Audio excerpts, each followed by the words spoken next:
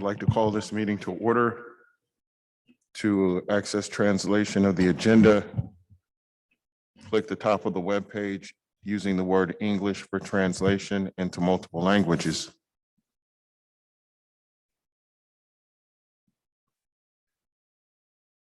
Meeting interpretation services are available via Zoom.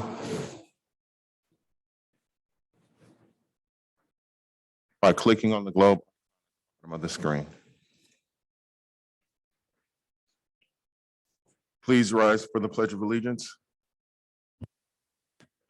Trustee Gonzalez, can you read it? Sure.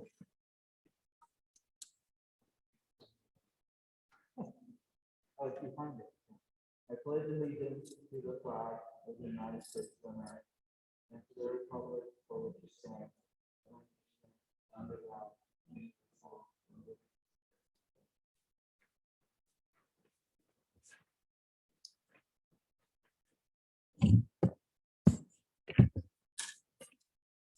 Trustee Reckler, would you be kind enough to do the land acknowledgement?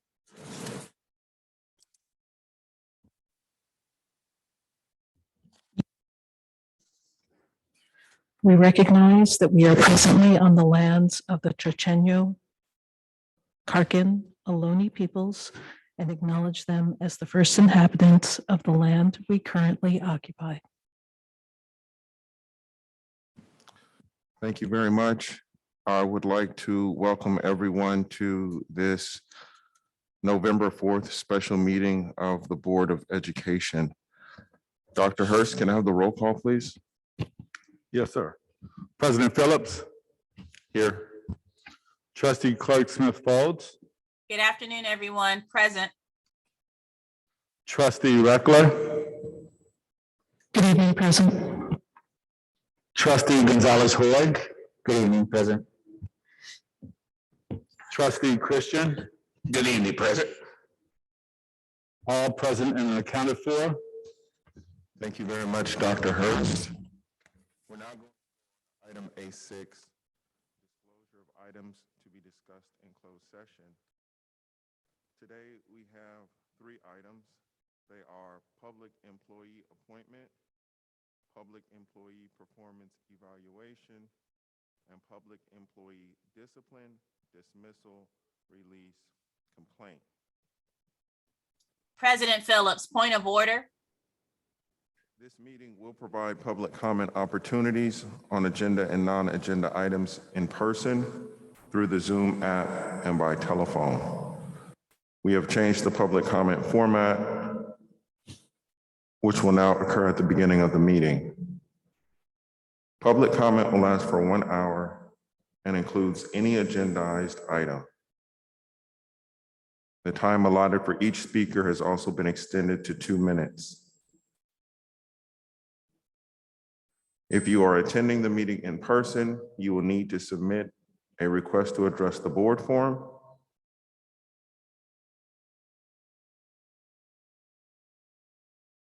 To indicate your desire to speak on an agenda item. If participating via Zoom, you will need to raise your hand by clicking on the appropriate icon in the Zoom app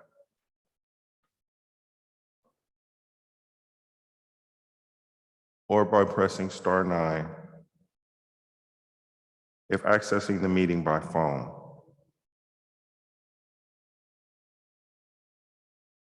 In order to be recognized to speak on Zoom, your hand must be raised before public comment begins.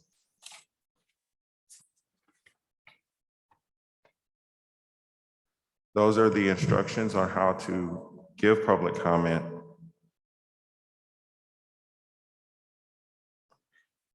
If you have public comment on any of the closed session agenda items, please raise your hand in the Zoom.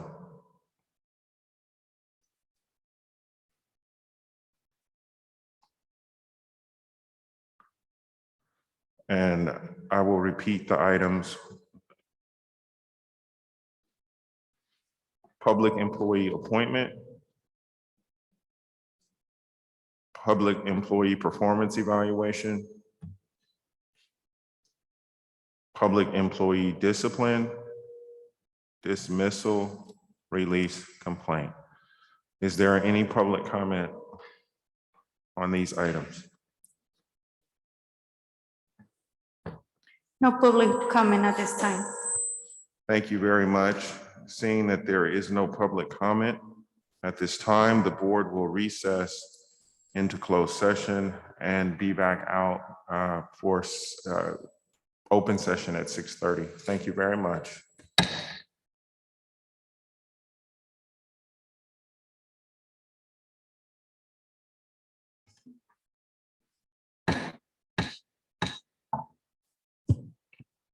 Good evening. I'd like to welcome everyone to this meeting of the Board of Education. The board is reconvening to open session.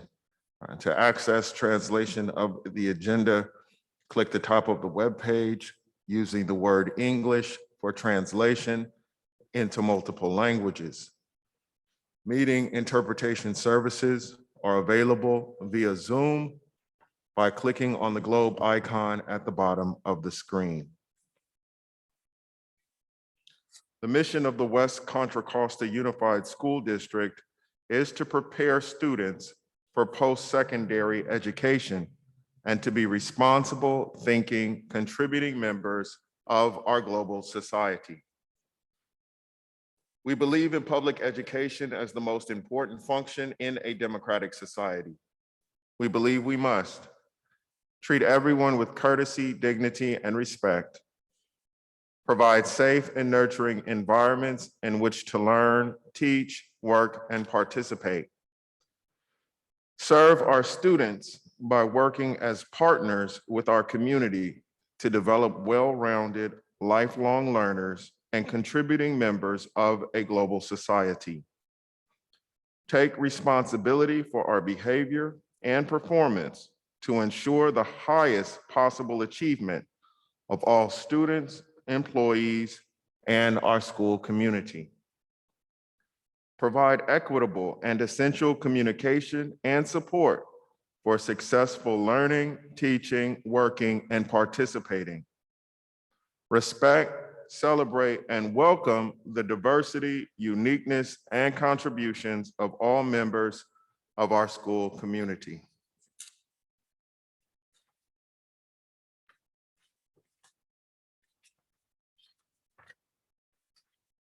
This meeting will provide public comment opportunities on agenda and non-agenda items in person, through the Zoom app, and by telephone.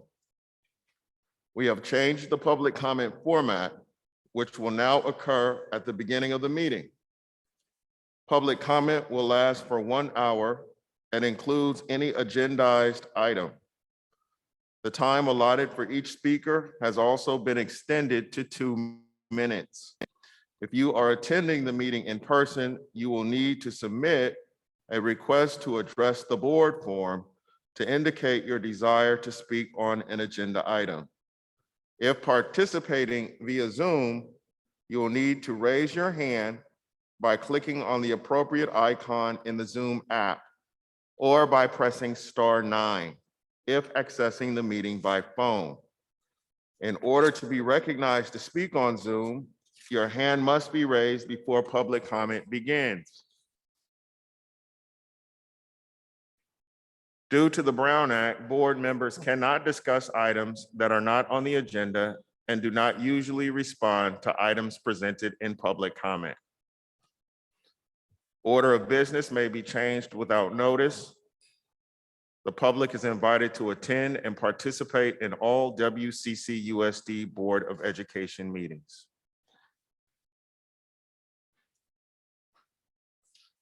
Dr. Hurst, is there a report out? Yes, we'd like to report out that the board voted 5-0 to approve Isao Orozco as the interim director of English learner programs. Thank you. Thank you very much, Dr. Hurst. We're now going to move on to public comment. We have public comment in the audience. If you would like to make public comment, make sure you grab one of these orange speaker cards and turn it into staff, and then they'll turn it into me up here. If you're in the Zoom, please raise your hand. Once public comment begins or we get to that item, if you're not in the queue, you won't be able to be added.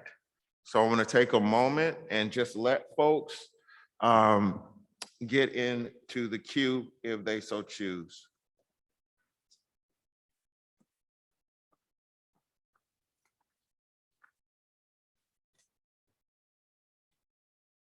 All right, going once, going twice.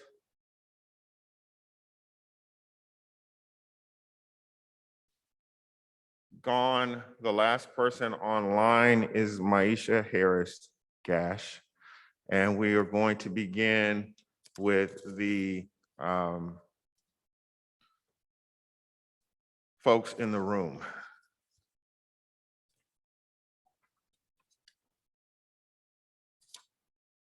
This is a little out of order, but instead of making folks wait for me, I'm going to call Lisa Morrison up first.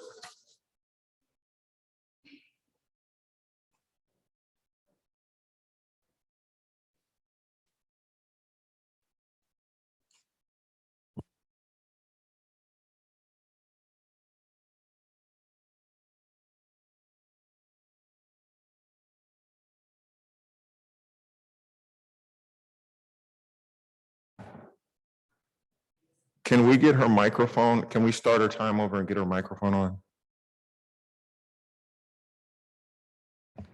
Oh, there we go. Oh, can you hear me now? Okay. Good evening. I'm Lisa Morrison. I am a proud mom of a student athlete that plays football for Coach Jake at El Cerrito High School since 2018. Just so you know who I am as a person, I love being a mom.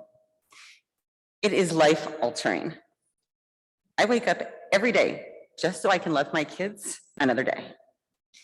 I would never put my kids in the hands of anyone or anything to harm them. I have a question. Have any of you, or did you, any of you lose a parent at 16 years old? Do you, or did you have a male role model or hero? My son Jace can answer yes to both of those questions. June 30th, 2020, Jace woke up to a phone call notifying him his dad was dead.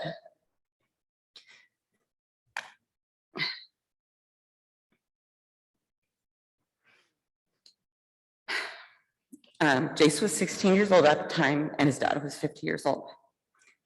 August of 2018, Jace met Coach Jake, who has ended up being Jace's role model, mentor, father figure, coach, teacher, friend, confidant, just an amazing person in his life. We are devastated by what is happening to Coach Jake, as we all call him. He has been a saving grace over the years. If it wasn't for him, my son would not be the starting quarterback his senior year. We've had a lot of speed bumps along the way, and he has been supportive on the field and off the field and academically.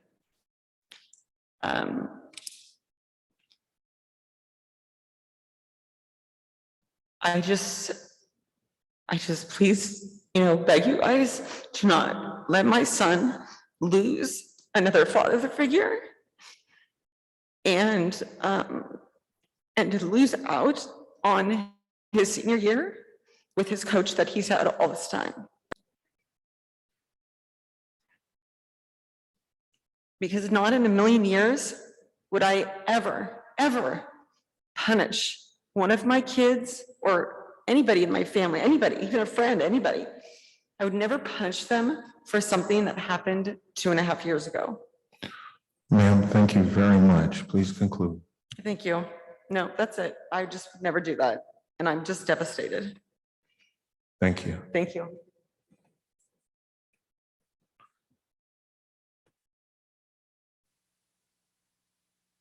The next person is Goldie Williams.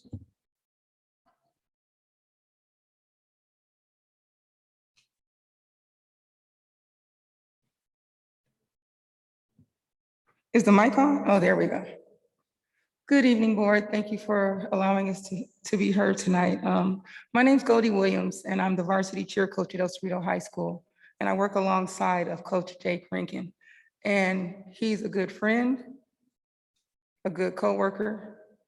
He's absolutely someone who champions the cheer team. As young women, there's so many scenarios where we're overlooked, but he steps up on a regular basis. The things that my team has said about him is that he's a father figure. He's also someone who looks out for them for their academics. His focus is not about football and cheer and sports simply. His focus is about what we say is character is who you are when no one's looking. His focus is making sure our kids get forward. I'm here tonight to speak about the student perspective. Some of his players have been with him for 4 years and longer, meaning he's known them from Little League, but they've been with him their entire high school career. And tomorrow night is their senior night. At the beginning, you opened up saying some beautiful things, and there were things talking about creating thinking students using a democratic way and respect. Well, at the end of the day, our students are at the center of everything. If we don't have students, none of us have jobs, and there's nothing we can do without students. My simple request is to think about this from the perspective of the students. These students have lost so much during pandemic as it is already. And for us to wait to get to this point, to their final part of the game, is the equivalent of playing a game and in the very last quarter, they get pulled out and don't get to experience it correctly. What I ask you to do is think about the student's perspective. And as you work on getting him reinstated, in the meantime, figure out a way to get him there tomorrow night. He's worked a long time to get there, but most importantly, those kids have worked a long time and they deserve to have the person that they admire so much to be present for their senior night. While you reinstate and work on getting him back, please get him there tomorrow night for those kids, not for me, not for him, for those kids. Thank you.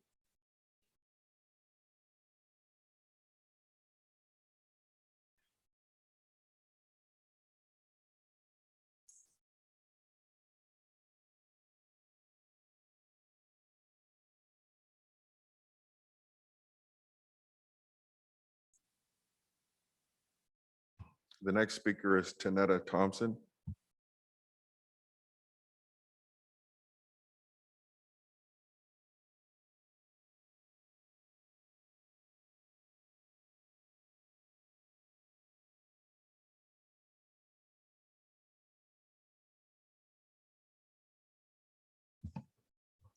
Good evening, board members. My name is Tanetta Rockymore Thompson. I'm a parent of one of Coach Rincon's students and players. I'm speaking to you tonight on behalf of the parents and guardians of the varsity and JV teams of the El Cerrito High School football program. I sent an email to you reading what I am tonight on October 20th, 2021, and I received confirmations from board member Reckler. Thank you very much as receiving it, and also Principal Crespo of El Cerrito High School. As a parent of a student athlete, you want your child to be in the most capable and secure hands. I mean, your child is your most prized possession, and we feel that way about Coach Jake. I trust him with what I value most, and that is my child. You don't say that often about educators, and as you know, as educators, this is probably the highest compliment you can give your child's teacher. My son has gone to private school his entire life up until this school year. And one of the reasons that we put him at El Cerrito is because we knew he would be in good hands. We feel safe knowing that Coach Jake is there to mold our son into a future leader. Our football family is absolutely devastated that Coach Jake, as we affectionately call him, has been treated this way. This unfair treatment of Coach Jake is negatively impacting our children, and our kids are the ones who, again, are suffering the most. No one has ever thought about our kids in this investigation when it decided to be open randomly. And as a former prosecutor in San Francisco and now working for the Department of Police Accountability, where we prosecute and investigate police misconduct, there has absolutely been no due process, no equity, and nothing so much as fairness in this whole entire investigation. On October 8th, right before the Deanza game, coincidentally, this video was sent that was actually circulated in 2019 with over 1 million views then. The incident was handled then. And just for the record, that this drill is actually not illegal, it's just not condoned or used. And I will conclude right now, and these players behind me who have signed up are yielding their time to speak to me. Just say your name and yield your time to me. Adam Gibbs. Dame. Charles Sutherland. Thank you. So we don't yield time. So you have your time, and I know that they're students, so they were able to introduce themselves. I'm sorry. I just would like to know that in reading this and going over it, nowhere in there does it say that you cannot yield time. It's not in Robert's Rules of Order, and I'm sure you guys follow that protocol. But again, this is unfair, and again, it's against silencing us in our voice. You guys have done that repeatedly. In the beginning, you said that it is your responsibility, that you want to cultivate Ma'am. and raise responsible thinking individuals. Ma'am. You said that yourself, President Phillips, Ma'am, and here you are again silencing these individuals. ma'am, your time is up. That's fine. Thank you so much. If they're not going to yield their time, I would like them to speak because it is written out. I'm going to call the next person, who is Mark Shawls.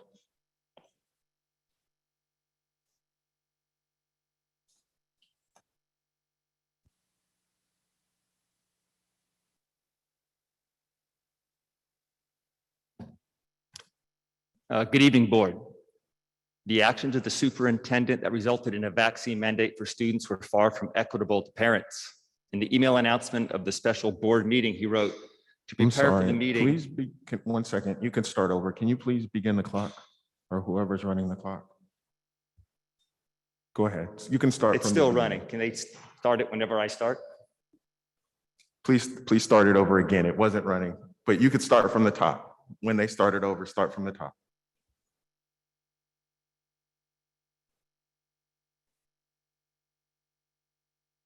Okay, good evening. The actions of the superintendent that resulted in a vaccine mandate for students were far from equitable to parents.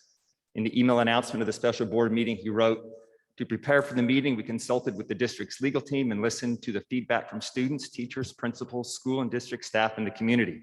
Absent from this list are parents and guardians. How equitable is that? Board policies state that all stakeholders shall be included. Here are a few policies and bylaws that were violated and disregarded that resulted in this inequity to parents. Board policy says the superintendent recognizes and respects the differences of perspective and style of parents, guardians, and ensures that the diverse range of views inform board decisions. The district's work shall include all stakeholders to engage in meaningful dialogue on important issues and key decisions.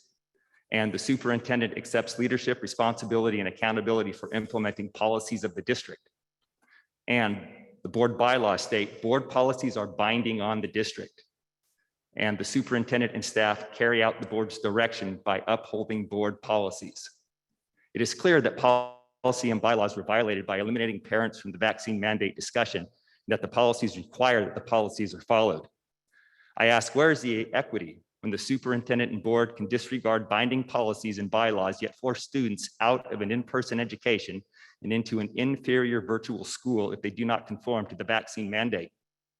There was meaningful dialogue between all stakeholders for the development of return to in-person school policies and procedures, but that didn't happen for the vaccine mandate. That is not consistent and is definitely not equitable. One result of the superintendent's action has been loss of trust from those who oppose the mandate. However, the wrongs can be righted and equity restored. If the superintendent desires to correct his mistakes and inequitable actions, he can initiate the process to rescind the mandate with the board. If he will not, then I request that a majority of the board call a special meeting to do so. The Brown Act gives the board that power. Thank you.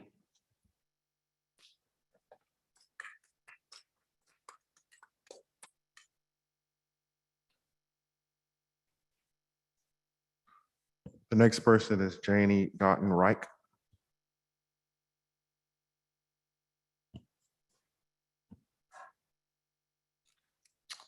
Hi, I'm a mother of many children in the EC schools. I wanted to talk about how mandating a vaccine that isn't FDA approved for 12 to 15-year-olds is not legal, and therefore we shouldn't mandate it.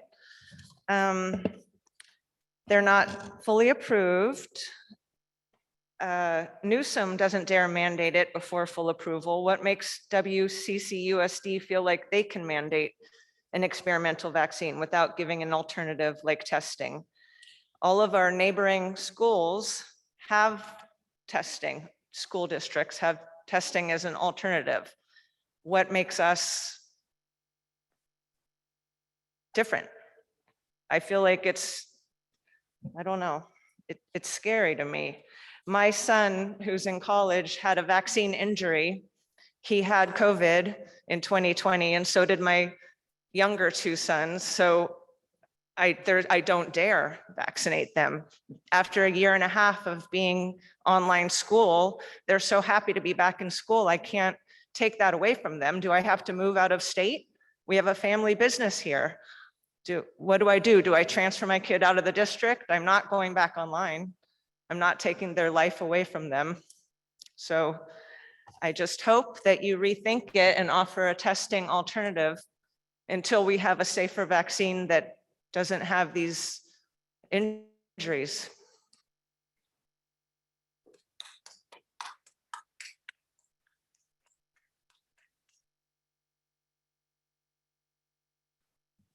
The next speaker is Sheila Swift.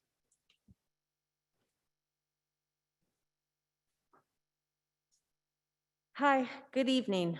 This is the third time I've come before you to request, or initially I did make a request that you would wait to mandate the vaccine for students until you had more information. It's still the case that we have zero information about long-term effects of the vaccine. When in the opening statement for this meeting, you said, I heard it said that all people should have respect for one another and dignity. Well, I don't feel as a parent that was offered to me when at the beginning of the school year, the principal is telling us that we have to get tested as if it's required. And now I understand that the guidelines set for getting a vaccine or your first vaccine won't be enforced. And I know so many people feel that that's what's happening when that is not the case. Come January or the new semester, if you're not vaccinated, then that will be enforced. I think that's not transparent. I don't think that offers respect to parents or to students. Now, I did have a letter that was written together with some other parents, and I wanted to read from that. And I made sure you all had copies of this letter.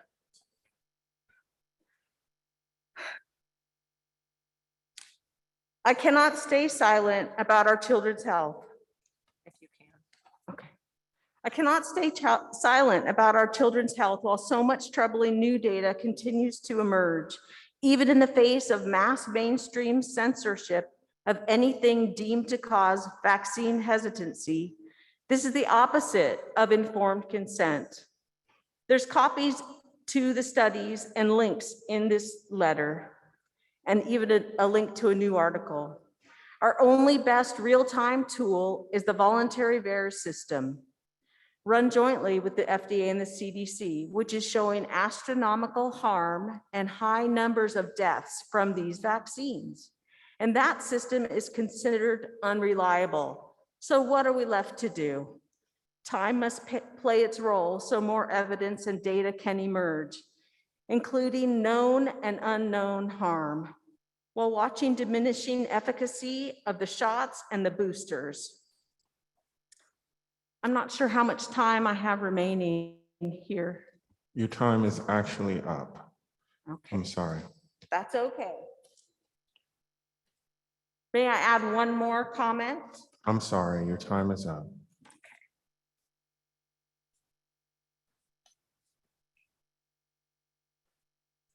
The next speaker is Gustavo Aguilera.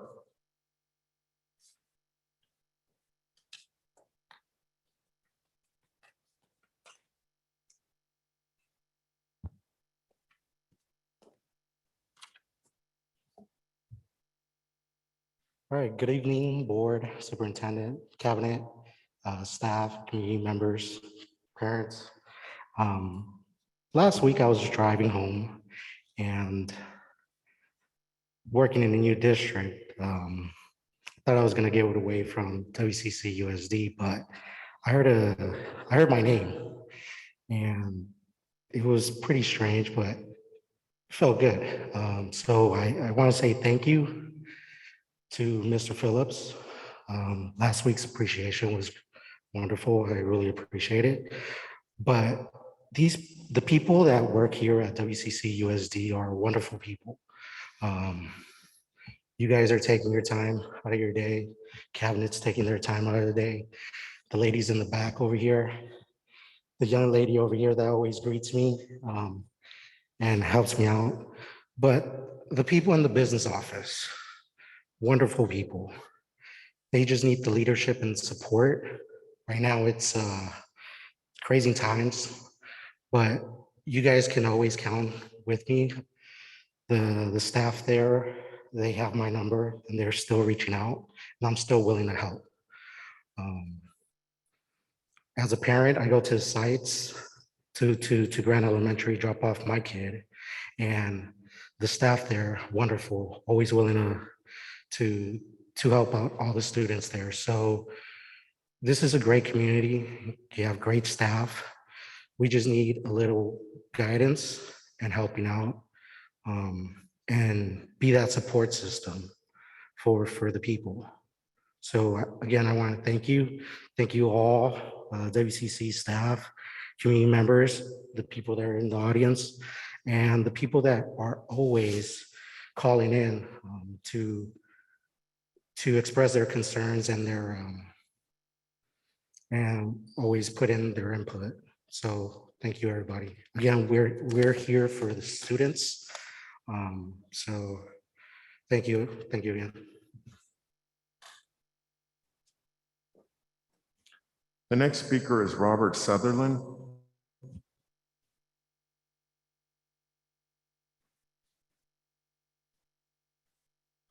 Hello, my name is Robert Sutherland. I have a student, a couple of kids who attend the El Cerrito High School, and I'm just here in support of Coach Jake, who is not at the school and is not working right now.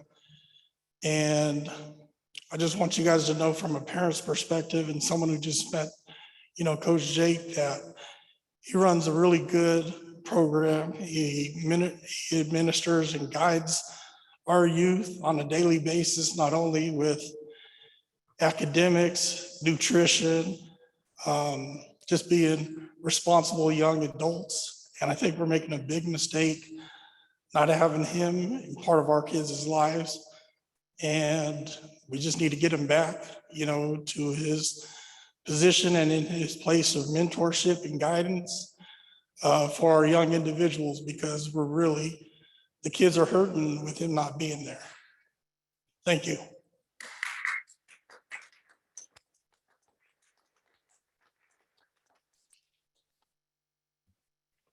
The next speaker is Adam Bibbs.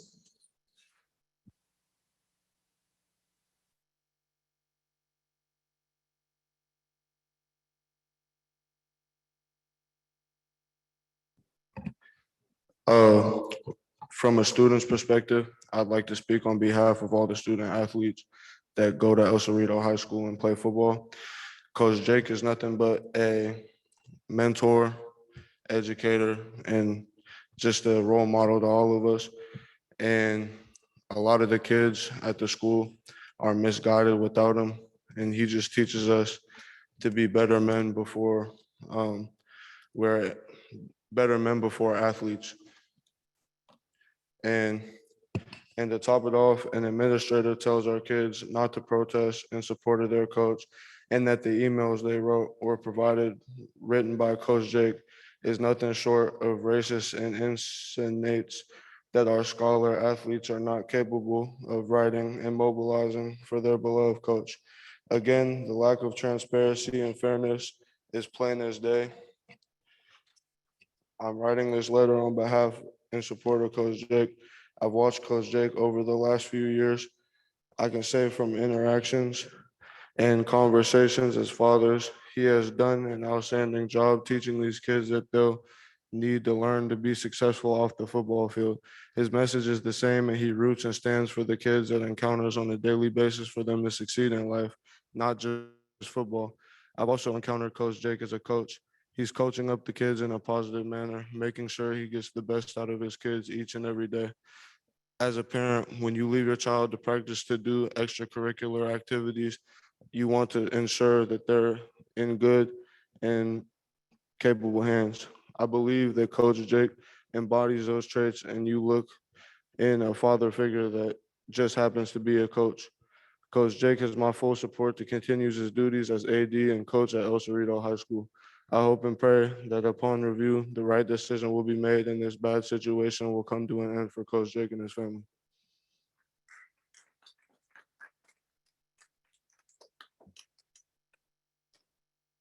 The next speaker is Tome Vikuso.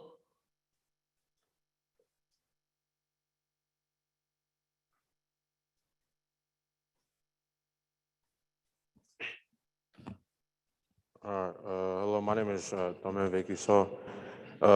Speaking from a student's perspective, Coach Jake has been a great support system with my daughter as the cheer captain for El Cerrito in 2017 through the 2019 school year. He also wrote her a letter of recommendation while applying for colleges where she received a cheer scholarship. He was instrumental in conducting study hall to ensure that all her grades were upset. Fast forward, I now have an incoming freshman, and Coach Jake has been the same support system for my son. My son loves to learn from Coach and misses him at practice for guidance. Coach,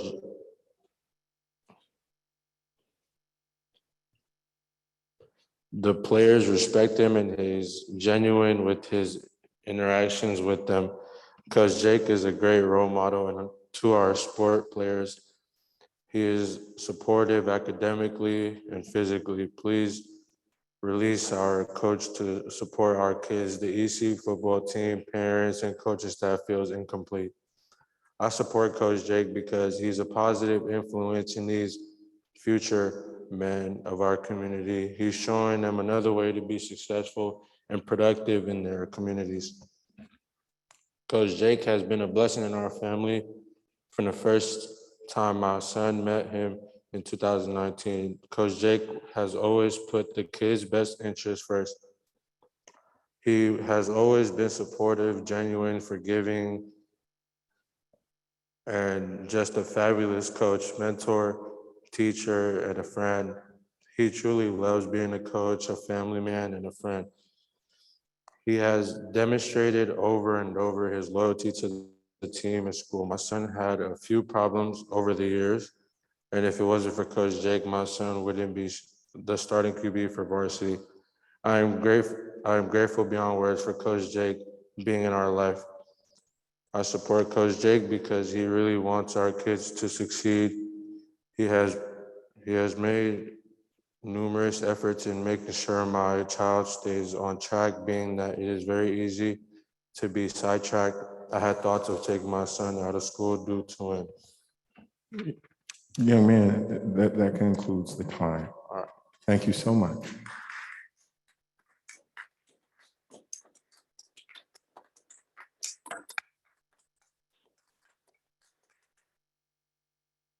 The next speaker is Charles Sutherland.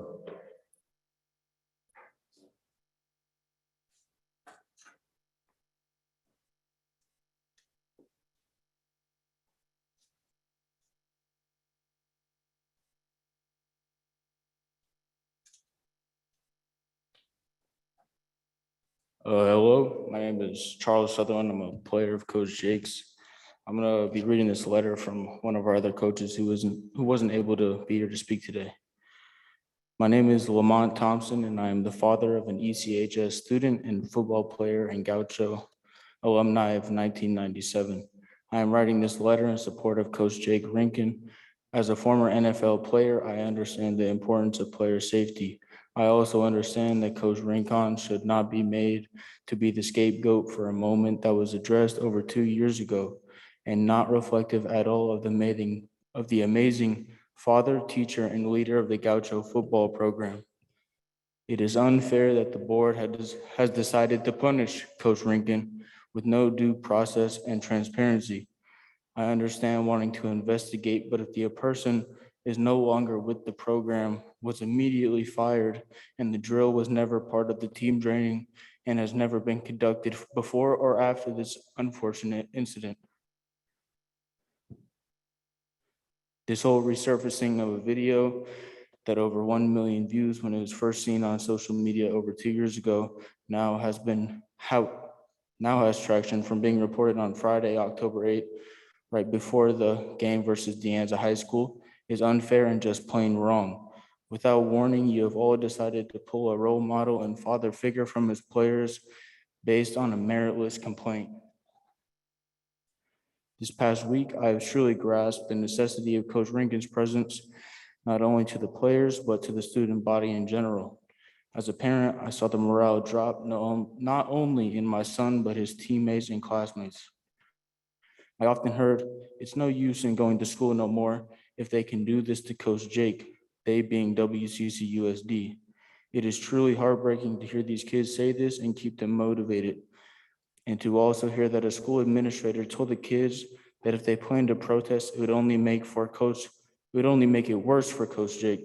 This not only infringes on their First Amendment right to free speech, but is truly racist in the shut-in play mentality that Colin Kaepernick faced. In addition, they were told their emails in support of Coach Rankin all sounded the same, and that Coach Jake told the kids what to say. This is not. Your time's out. Thank you very much. Thank you.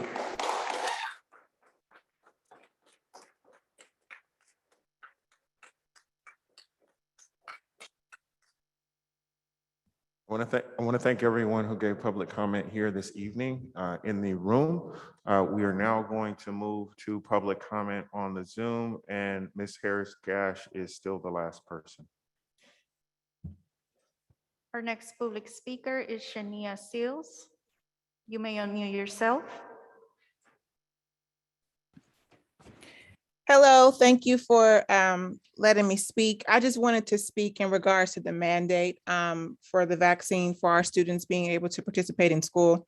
I would really like for you guys to reconsider that and please change that, because I think it's very unfair that students aren't being allowed to be able to go to school in person because of a mandate like this that goes against their rights and then even our rights as parents. You know, we're the ones who raise them, who protect them, and for someone to infringe on that is unfair. And so I just wanted to speak up about that. I also think, in listening to the other people who have been speaking tonight, that it is very sad to hear that something that took place a couple years ago is now being resurfaced and someone's being punished because of that, when since then nothing has happened like that.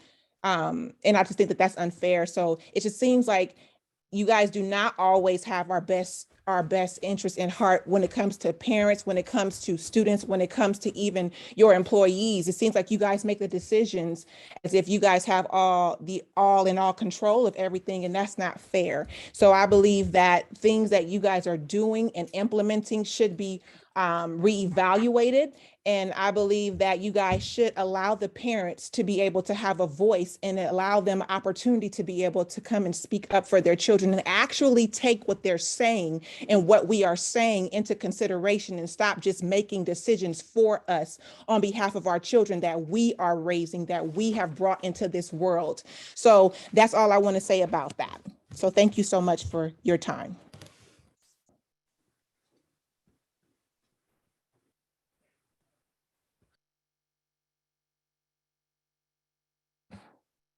Our next public speaker is Willian Mcgee. You may unmute yourself. Thank you, and I hope that my internet is stable. It's showing that it's unstable. Good evening, board members, superintendent, staff, and community. My name is Willian Mcgee, the director of the Office of African American Student Achievement. Just wanting to speak to you all tonight and say thank you for conducting the equity audit. very excited to listen to this tonight. One of the things that I noticed is that the audit is really highlighting information that we've known from the past. There is some new stuff that it does bring out. One of the things that I want to just point out is that the board did pass the resolution in support of Black student achievement, January 15th of 2020. And so there are supports that are put in place for Black students, their family, and Black employees. And so I'm speaking on behalf of the just under 5,000 students that we have in our district that are registered as Black, our families and our employees. And I'm advocating for the students who are at or above grade level, and that we in the district need to push them. We need to really support them so they can continue to grow academically. I'm here to advocate for the students who are below grade level, who need us to deliver education effectively so that they can reach their fullest potential. And I'm also here to advocate for students who are in need of social emotional learning and those who are out on suspension, or they're out on suspension longer than they're supposed to be. And so I hope that I'm not castigated for my comments and my advocating. And I know that we all want the best for our Black students. We want the best for all students. But in my role, I'm really trying to provide the supports our district needs and work with our departments on how we can enhance our Black students, our Black families, and our Black employees. So I pray that this falls on good ears and that we have received my comments with an open heart. Thank you.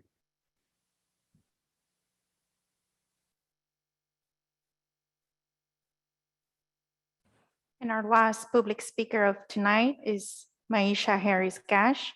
You may unmute yourself. Good evening. So one, I want to say that, remember, we have trustees who vote on policy. Our superintendent does not have a vote. Yes, they all conversate, they discuss, they hammer out things. But please remember, we have 5 people who vote on the policies that are implemented.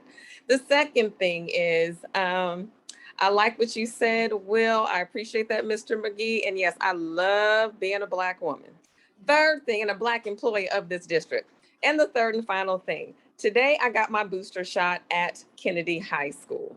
And so I want to say thank you, but I do have a concern, at least as of earlier today. It is my understanding that we are not going to have a second clinic for the students, and whomever else in the community needs to get their second shot. So if this is still the case, I'm not sure who the powers that be who need to make that change and decision for the clinic to come back so everybody can get their second. I don't know if we need to call John Joya. I don't know if we need to call Tony Thurman, who was a school board member in our district, but we also talk about the inequities that the Kennedy community experiences. So if other schools are having their second, Kennedy needs to have their second clinic as well. And I will conclude by saying, after I got my booster, there was a student who was behind me and she was nervous and concerned. And so I was like, hey, you want me to stay with you?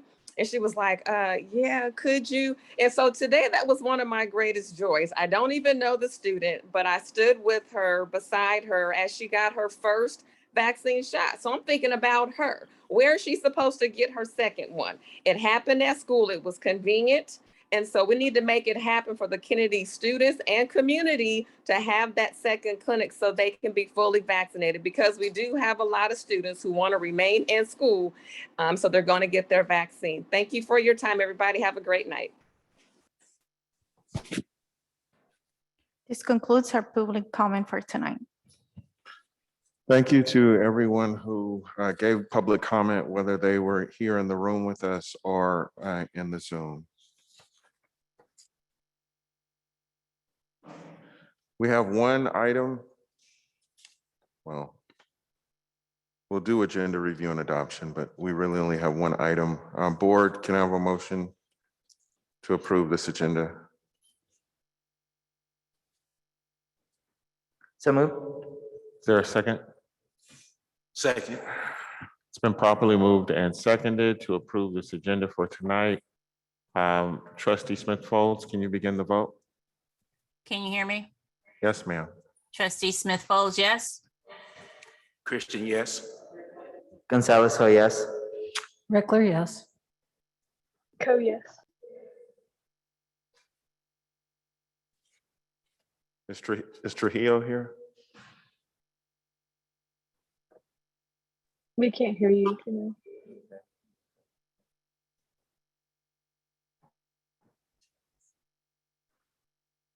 Trustee Phillips, he said yes in the chat. Okay, just so people know, you can't vote in the chat. So if we can, I know it's not your fault. I'm just saying what it is.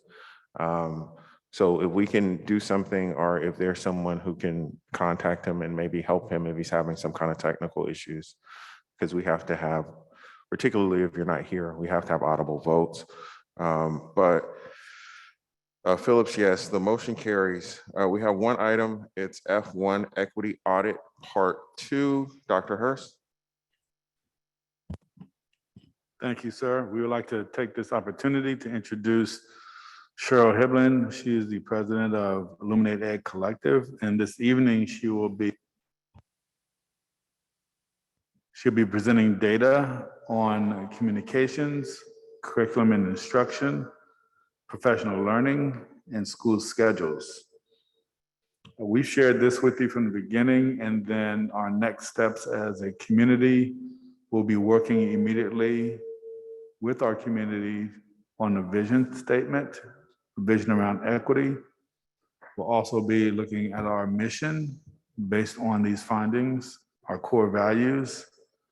We also have talked about looking at our graduate student profile as a community. And then finally, we've shared as a result of these findings and the equity audit, we'll be addressing a data dashboard, which will allow us to regularly report out our progress to the community. So at this time, we're going to turn it over to, if it's okay with the board, Sheila Hiblin.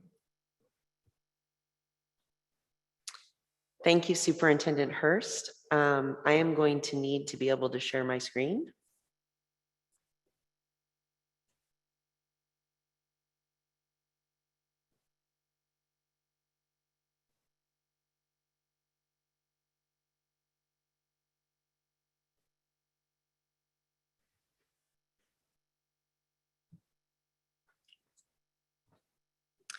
Good evening, Superintendent Hurst, President Phillips, and board trustees.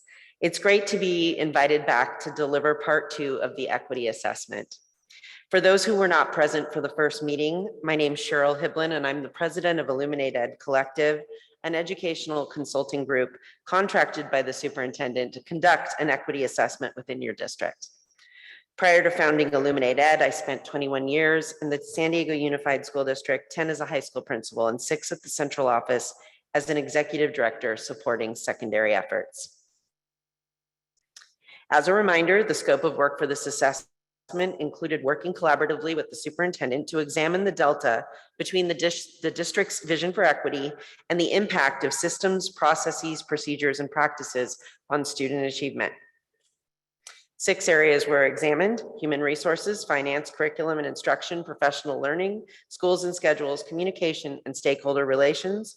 The human resources and finance key findings and recommendations were delivered on October 20th, and the remainder of the areas will be reported on tonight. Again, as we examined each area of this assessment, we kept our focus on equity, specifically asking ourselves throughout this process whether we were seeing evidence that the processes, procedures, and practices within the system ensured that each student in West Contra Costa Unified was given what they needed, when they needed it, in the manner in which they needed it. And again, it was also very important that we were aware that COVID-19 had placed incredible strains on this system and on many systems. And we were careful to examine what occurred prior to COVID-19 rather than simply what is happening now. As we discuss our assessment methods, I want to point out that we are not researchers. Our lens was that of leadership and systems expertise. Qualitative and quantitative data was collected through stakeholder interviews, which I would define more as conversations, artifact analysis, data reports, stakeholder surveys, and site observations. Tonight's presentation will conclude the equity assessment, but it is our hope that the data from this process will inform the upcoming strategic planning process. As we shared in part 1 of our presentation, 3 themes cut across all of the findings in this report. These include a need for universal systems, structures, and alignment, a need for adequate attention to equity, access and achievement, and a need for timely, effective, and reliable communication. Before I begin to share the findings, I'd like to share a framework that will be critical to any actions that are taken in response to these findings or future data points. This is Margaret Wheatley's six-circle model, sometimes referred to as working above and below the green line. This model represents the idea that technical and adaptive or relational considerations must be attended to simultaneously when making change. This means that if you decide to make changes to processes, structures, operations, and strategies, you must also take the time to attend to the humans, how they receive the information, if they receive the information, what relationships they have to the change, and how their identity may be affected by that change. If you don't attend to the below the line items, the above the line items will be compromised. I'm offering this framework, or a similar framework should be considered when taking next steps. Before I address the data associated with finding one, I'd like to make the following known. I believe data is best used as a flashlight, not a hammer. The purpose of examining data should not be to shame, but instead to inform. And the way we look at data is associated to our purpose. My purpose in looking at data was to examine variance, because variance can reveal two important things: inequities and positive outliers. Typically, data is presented in meetings like this year to year. I did not choose to examine it this way because we know in many districts, data porpoises. It goes up, it goes down. So when you only look at last year and this year, sometimes you don't see the full story. Instead, I chose to look at the averages over multiple years to see what the overall impact was for student outcomes. I'm not going to belabor in this presentation the English learner, special education, foster, and homeless data. It is low in most cases and definitely needs attention. Each data slide we could dissect for hours. I'm going to hit what I believe are significant points and show you how I think about the data and continuously pull back the layers of the onion, because data gives us a direction to go and questions to ask. You're going to get far more data in my written report appendix than in this presentation, as these slides are not full of surprises. And we want this conversation about to be about what to do next. With that, finding one is a need to address achievement and access gaps between student groups. This slide represents Sbac Ela scores over 5 years, from 14-15 to 18-19, when this exam was actually in effect. It paints a picture of how student groups are performing across different levels in the system. At the elementary level, the gap between the achievement of Black students in comparison to their Asian and white peers runs between 27.4 to 30.2%. In middle school, the gap is between 28.9 and 29.6%, and in high school, between 20.2 to 26.1%. Overall, the gap is between 32.5 and 39.2. And the reason you're seeing larger numbers in the overall district average, you have to remember that different levels of the system take multiple Sbac exams. So when they're pushing them together in the overall, that's affecting the data you're seeing. At the elementary level, the gap between the achievement of, and remember, I'm going to say Hispanic because that's the way it's reported, but Hispanic and Latina students in comparison to their Asian and white peers runs in similar numbers, 20.5 to 23.3%. In middle school, the gap is 20 to 20.7%, and in high school, between 9.6 to 15.5%. And overall, the gap is 27.8 to 34.5%. So the question is, are kids the measure of one test score? No. Are the results dissimilar to many districts in California, including some local districts? No. But does this measure reveal a need for fiscal and human resource priority? I would say yes. I would also say that one potential positive outlier that should be studied more deeply is the performance of your 2+ races at elementary and middle school. Slide 11 is showing the exact same information, but the view is by student group, not level. The data is the same. It just gives you a quick view across. You can see more easily the differences in the subgroups or the student groups. This slide represents Sbac math scores over 5 years in the same band of time, 14-15 to 18-19. It paints a picture again of how kids are performing across the system as a whole. The gaps are not identical numerically, but they are very similar to the ELA slide. The difference is that the math proficiency overall is lower. Again, are kids the measure of this one test score? No. Are these results dissimilar to many districts in California and the surrounding areas? No.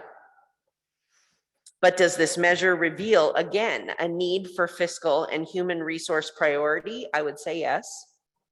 I would also say that once again, a positive outlier is the performance of your 2+ races student group at elementary and middle.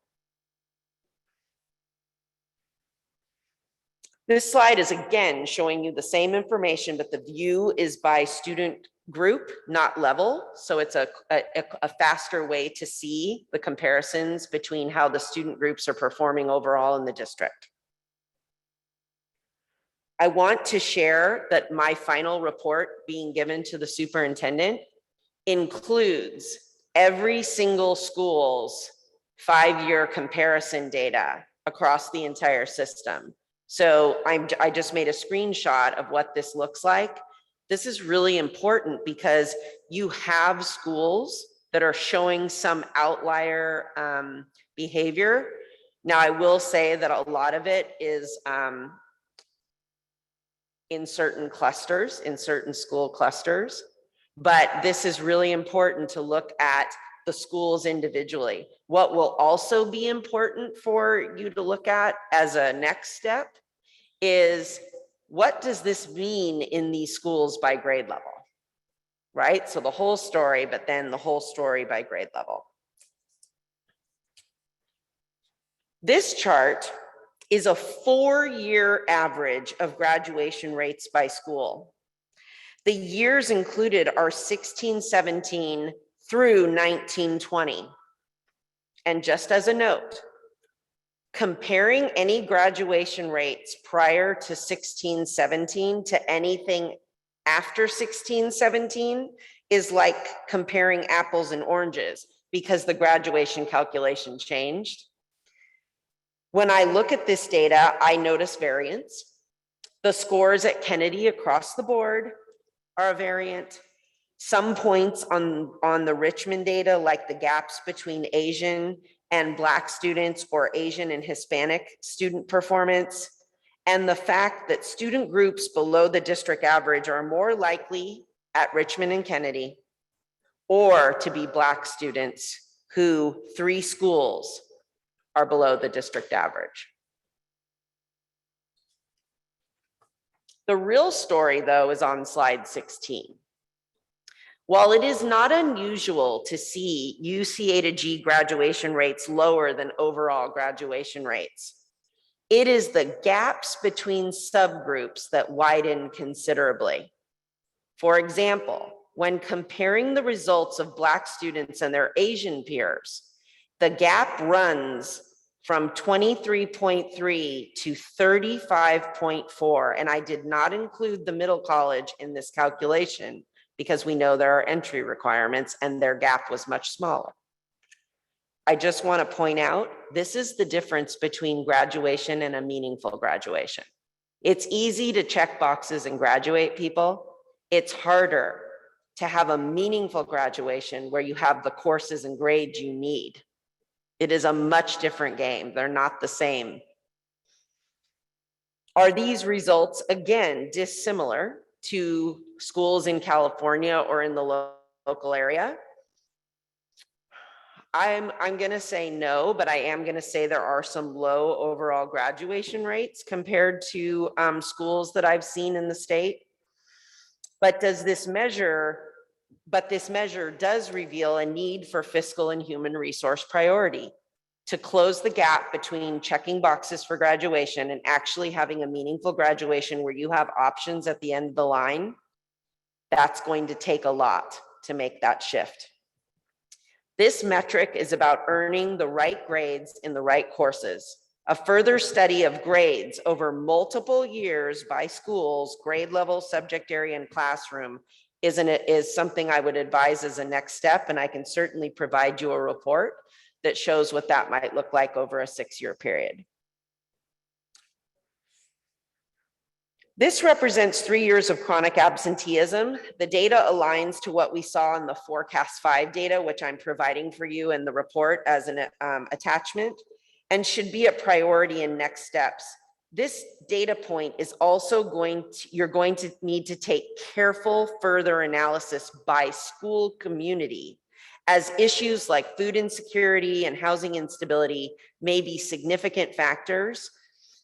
It will also require alignment and monitoring of services or contracts and their outcomes on what you're trying to change. This slide represents current AP IB enrollment pulled from a district schedule spreadsheet.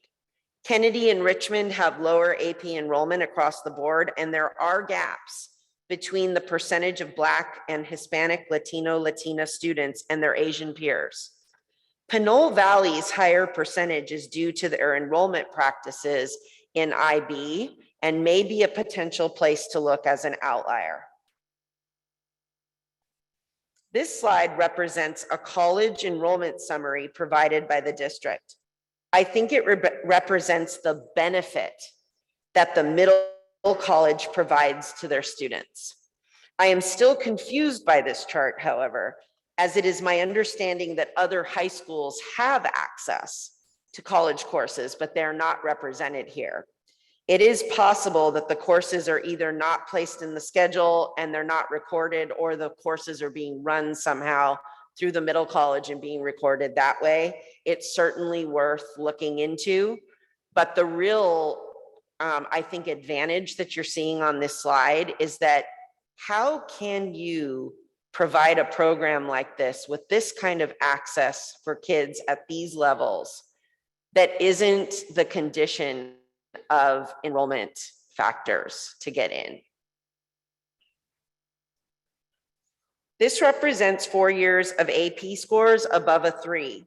On first look, it appears that scores are improving in most cases.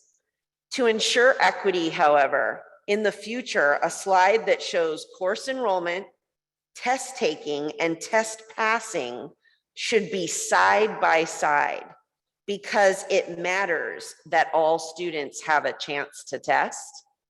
And this data, which is from the CDE, I can't tell if everyone was tested or not. This is a current view of enrollment in higher math, which follows similar trends to all other data points. There are considerable gaps between access for Black and Hispanic, Latino, Latina students and their Asian peers. Kennedy and Richmond have fewer students in higher math across the board. This slide reveals something interesting. Students at De Anza, Hercules, Pinole Valley, and the middle college start higher math in 10th grade. This slide is interesting because my understanding is that the district has taken the stance that algebra is no longer taught in 8th grade. But when you look at current 9th grade enrollment in algebra and geometry, it shows that students in some cases are in fact completing algebra before 9th grade. When you look at the enrollment of geometry in 9th grade, you see similar gaps by student groups, especially when you compare Asian and white and Black and Hispanic student groups.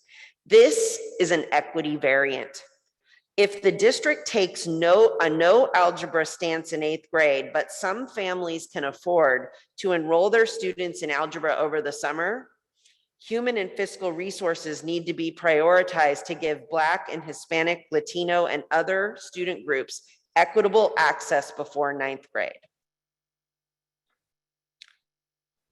This slide represents current chemistry and physics enrollment. The variants that stood out to me were the high enrollment of EL and special education in students enrolled in these courses, which is a good thing, which is evidence to me that you are holding the line on your science requirements. I also chose to look at the enrollment grades of chemistry and physics to see if there was a pattern or variance in the core graduation sequencing. Kennedy High doesn't lead with physics in 9th grade like other schools, and I'm not saying they should. It's just a variant that the question I would ask is, are they leading with biology, which feels like that would be pretty appropriate. It looks like Pinole Valley and De Anza have set a standard for a 3-course sequence with 2 physical sciences. This is very advantageous in these schools because they are setting a standard higher than the Ed Code minimum, which is your graduation standard. And that's for some kids, not all. So some schools are doing it and not every school. This is current this is physics. This is current CTE enrollment.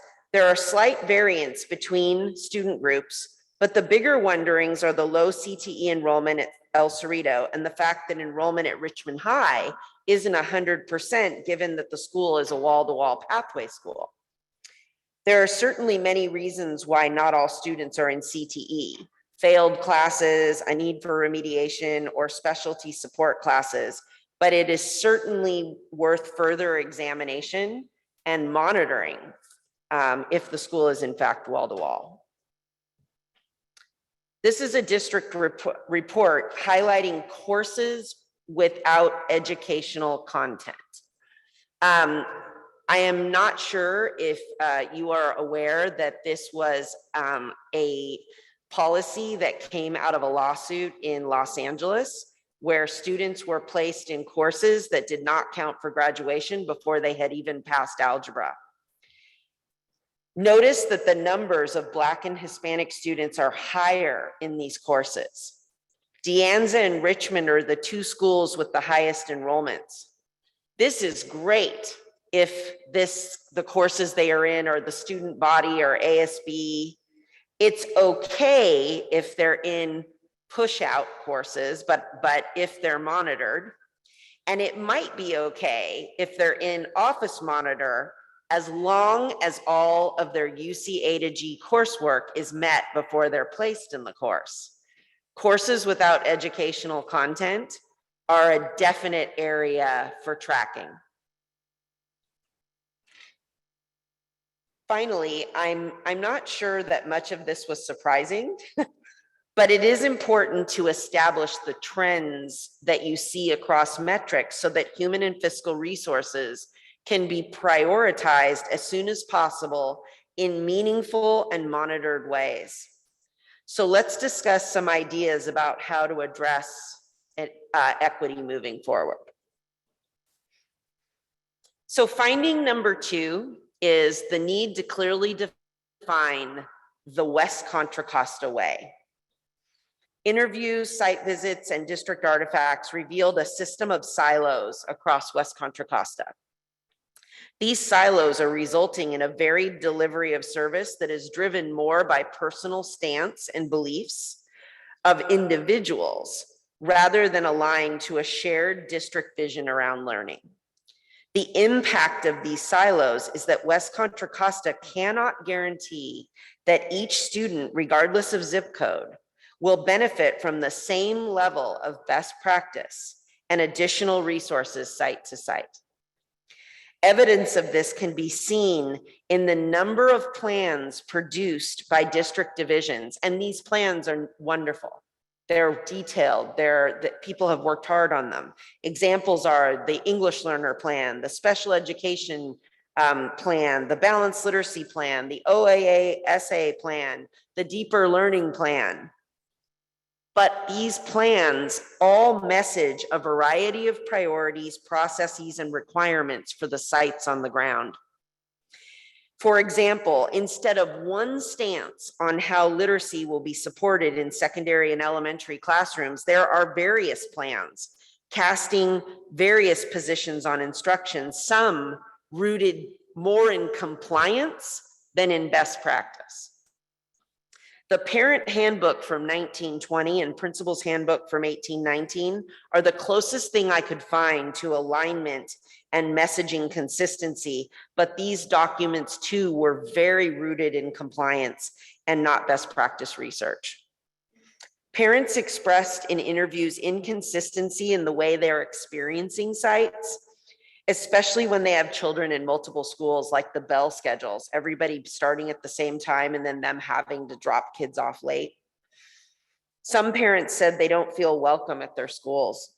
Survey data across the stakeholder groups did reveal, however, and you'll see this in the stakeholder survey data that'll come as part of the report, people feel very connected to their sites and feel very committed to their sites and what's happening at their sites. Where you start to see a bit of variance or people being unsure is the relationship between the ground and central office. So I'm not going to read through every one of these recommendations, but I would begin the strategic planning process by really getting clear, what do we value most and how will we act on it? How can you onboard people into a process that brings them into this new way of being? How can you train staff in what West Contra Costa defines as customer service? And how can you work with union leaders to help establish system-wide instructional expectations? And what I mean by that is the West Contra Costa way. When you see kids heads down or they're on their phone not listening to their teacher or they've checked out, that has to be unacceptable. And every adult, including the custodian who sees them in the hallway checking out, needs to say, nope, you can't opt out here. Like, let's go, you can do this. I would eliminate silos in the system, which is just going to come through alignment of processes. I would look at your instructional adoptions. There are some interesting adoptions in your list, like My Math versus Engage New York, and what that means on the ground, because one, the level of rigor is extremely high, and in the other, it's maybe not quite as high. And what does that mean if people are choosing one over the other in the schools? You need a guaranteed viable curriculum that meets your vision for how you want kids to learn. The other thing I would say is there is fear in engaging with union leaders. And I believe that that fear, people need to just be honest with each other and transparent and have conversations about what needs to change instead of being afraid to have difficult conversations and then saying, we can't do that because it's, you know, we have a side letter or we have the, it being a block instead of it being collaborative. I would recognize, and there was a lot of conversation in my interviews about the way that the board used to be configured and they didn't feel represented, and now they do. But there's still this level of, am I represented? That came out in a lot of parent meetings. And you're going to start a strategic planning process. So that will be the beginning of all of this. What I wanted to share was this visual. This is just a simple way to start to cast a vision around the fact that every single thing that happens in the district should be in service to classroom students and staff. So instead of the arrows coming down from central office, that the staff and students are in the middle, that the principals and the administrators are in the center with them, and that the role of central office is to ensure that instruction, operations, and culture are supported to make sure that classrooms have what they need, and that these newly hired executive directors are the center of all things, because they are the ones supervising these principals. Everything about the system should give the executive directors and those principals what they need to make sure the teachers have what they need and the students have what they need. And so this is just an image showing that this could be the beginning of the West Contra Costa way. Finding number 3 is the need to develop, strengthen, and support relationships across the system rooted in the context of student learning impacts. So in interviews, site visits, and in some artifacts, it was revealed that professional relationships in the form of professional friendships are critical to being successful in this system. Site leaders shared that when they can't get emails returned for days, they rely on texting someone they know at central office who is responsive, even if the person isn't in the division of the information that they need. Principals and parents told me that if you've been in the system long enough to know who to call and who will be responsive, you can actually get things done. But if you're a new staff member, good luck. Many staff and community members shared that promotions, they perceive them to be on the buddy system and not necessarily the result of following a fair and transparent process. Several emails that we were sent showed us like these processes and some lack of transparency. Some site leaders had only seen their supervisors once or twice this year. And many site leaders said that the way to get ahead is to not say too much and don't be too difficult, because then you're on the unknown list. I could not find any evidence of any programs that were attracting or retaining employees or helping them promote.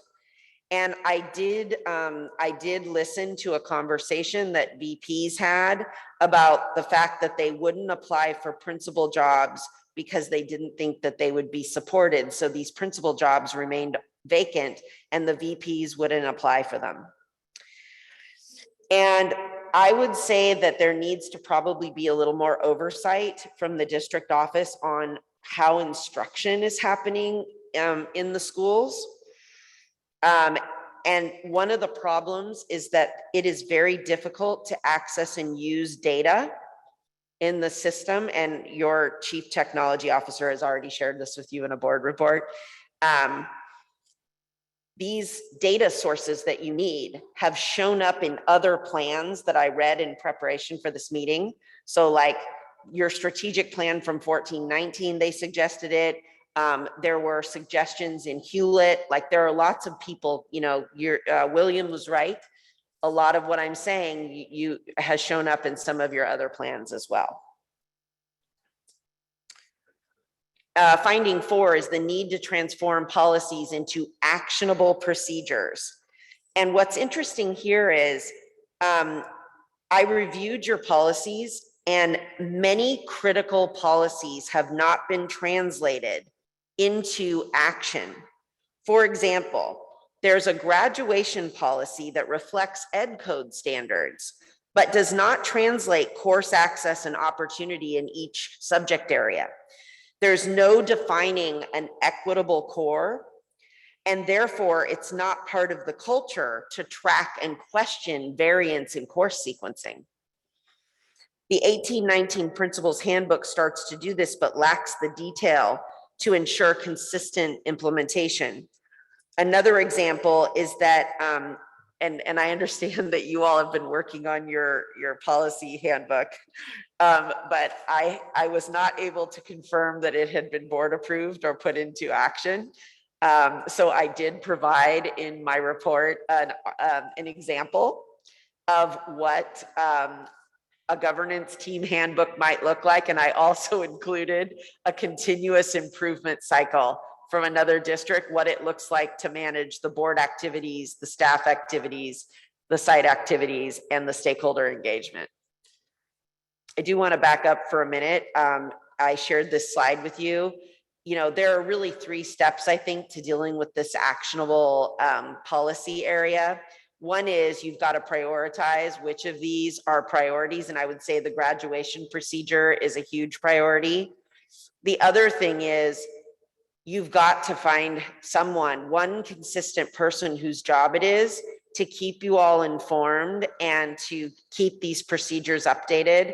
And in my report, I gave you an example of how one district keeps a tabulation of their policies and when they need to be revised, so that the appropriate people are engaged and they can go through the process of collaborating to get that done.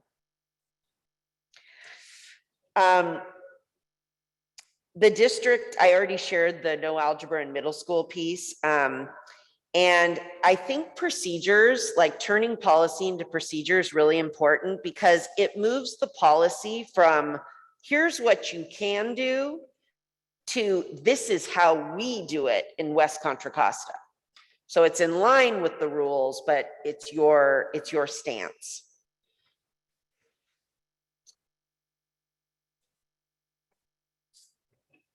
Sorry, I skipped the next steps. So I've highlighted several of these. I think the other thing too is just the executive directors, again, being really involved in how these policies are laid out in professional development. Once those policies are revised, they need to be carefully, people need professional development to understand how to actually implement them. Okay, and finding 5, which is going to be the last one before I ask you if there's any questions, is the need to develop and monitor accurate and timely data sets. So I want to start by acknowledging here that your Chief Technology Office has already presented many of the data concerns to you. I've seen the slide deck that she presented about the platforms and about the data. And she's already recommended and purchased a data program to address these gaps. I believe it's Who Knew It. But for the purposes of this audit, it was really difficult to get the student impact and master schedule data requested in a format that was useful to study for equity. So we ended up having to pull the data that we wanted to look at from the CDE to examine multi-year trends. And the master schedules themselves were provided in Excel sheets that listed courses, enrollments, and teachers in a list, not a grid. And nobody who's trying to monitor master schedules can monitor a schedule in that format quickly. It just isn't easy. And so it's easy to say, oh, I'll get to that, later. Or I think that because your data department had never been asked for that before, those reports didn't really exist in grid format. And I think that's something that needs to happen as you move forward. I also think that when you make purchases like STAR assessments, and I want to just show you this one in real time. The purpose of a STAR like benchmark is not to use the STAR data, go into a meeting, tell principals to analyze the data and leave it there. That data is what you coach your principals to coach their teachers how to make timely adjustments in the classroom in real time. And so I think it's really important that if you're going to continue to use this as a measure, that there's some deep training around what do you do with this, not just get it, but what do you actually do with it to inform instruction in these quarters or in semesters, however you decide to roll it out. And I want to just show you, this is so important because balanced literacy in a classroom, teachers can still have flexibility in what they teach, but how you deliver instruction, especially to students who do not read at grade level, is absolutely critical. One thing that made my heart hurt a little bit was in this assessment, I found out that when kids start to enter secondary and they can't read at grade level, they're being referred to special education. That is like saying that because we haven't taught them to read, that they have a disability. We need to revisit this because it is not uncommon in California to have students roll up into high school not reading at grade level. 70% of every child I took in my high school was not reading at grade level. But we closed the gaps by 3 years and still kept them in the tier 1 environment. But you have to do it through a research-based framework, and balanced literacy is something that can go through the entire system.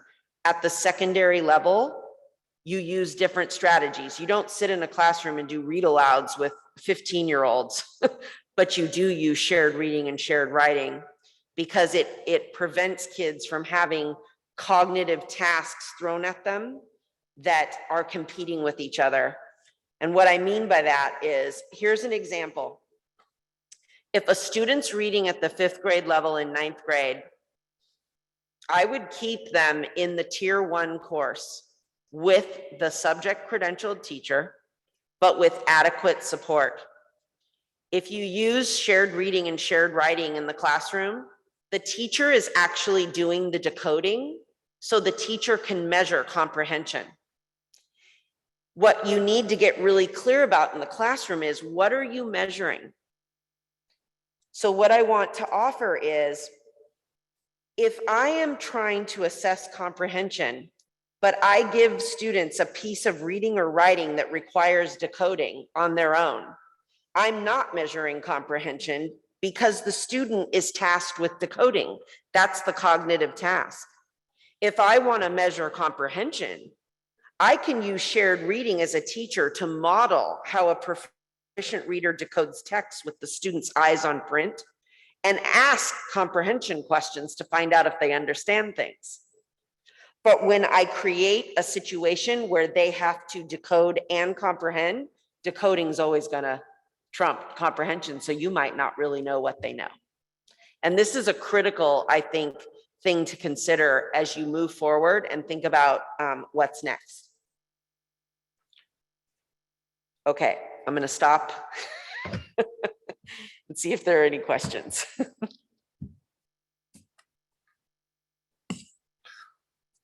Trustee Smith-Folds, you want to begin?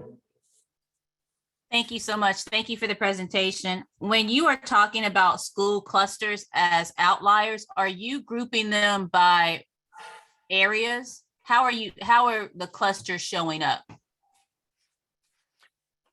Yes, so when I'm referring to a school cluster, I'm thinking about the feeder from the elementary to the high school. Okay, so they're around our high school families that we have, the 6 high school families that we have. Is that correct? Yes. Okay. And then can you give me some specific examples of fiscal and human priorities? What does that look like in a district that's doing it well? Fiscal and human what? Priorities. You said what we have to do is we have to put fiscal and human priorities in place. Can you give me some examples of what that is? Is that smaller classrooms? Is that more adults in the classroom? Is that funneling money to after school programs? What are some specific examples of that? Yeah, okay, Okay, so the data in the front of the presentation really showed that there are very clear trends. There are very clear trends where there are some achievement gaps that need to be closed. The first thing that I would do is I would look at each family cluster and what the impacts of those trends are by school. And then as I went through the LCAP, SIPSA, that entire process, the money that I would allocate to the ground beyond their base allocation would need to go towards what the extras that school would get. And I don't just mean additional money. I mean, what is our West Contra Costa stance going to be about literacy? And how are we going to fund that on the ground? So if I wanted to see more balanced literacy in the classrooms in certain schools, I would hire a coach. I would have a full-time coach at the school who was supporting teachers, who was modeling how to do balanced literacy in the classroom, and who was providing the kind of supports that teachers need to make these shifts. Because I'll tell you, you have a lot of amazing teachers. I saw a lot of amazing teachers. You have classrooms that could actually be models, but I saw balanced literacy in the elementary. I did not see balanced literacy in the high school. I saw some strategies, but I didn't see I didn't see the kind of implementation strategies that I would see if it was a full lesson map. Thank you for that. And then why was Greenwood on some slides but not on other slides? Yeah, that's a good question. So when we pulled the data, anything that had data in it, we left, and anything that didn't have data in it was absent from the slide. Okay, so Greenwood didn't have some data. There were some metrics where nothing came up for Greenwood, that's not surprising in some of those metrics, but we left it there because we knew it was considered a secondary site.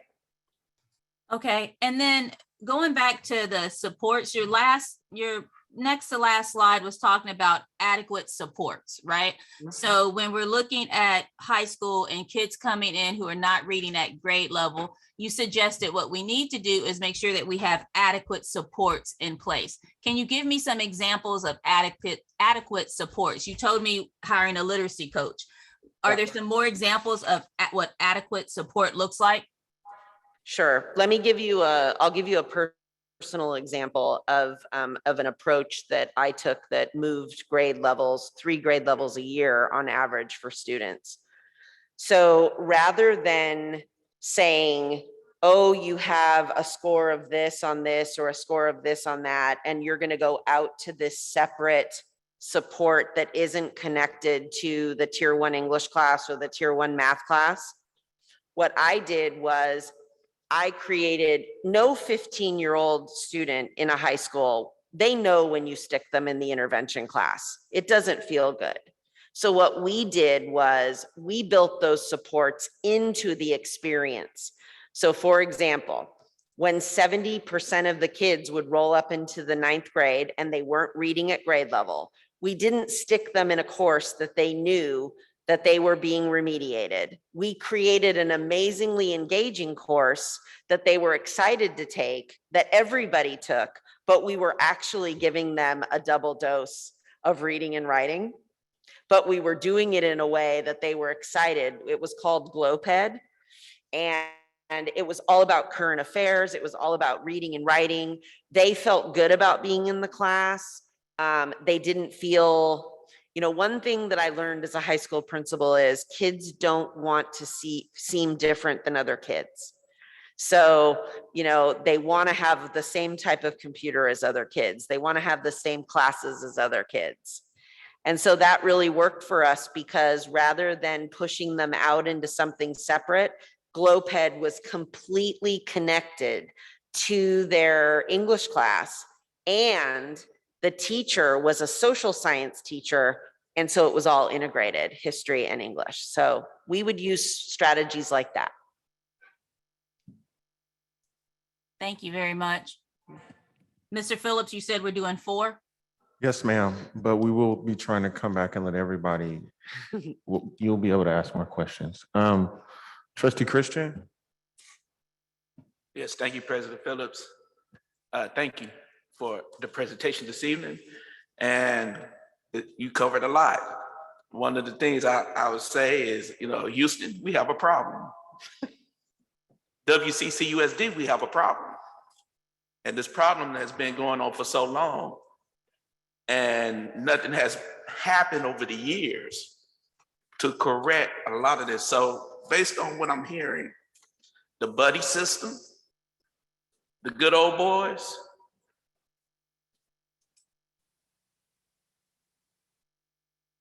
I'm hearing a lot, low test scores. I'm hearing a lot that's coming from your findings. and you mentioned Kennedy and Richmond, and you mentioned the zip code.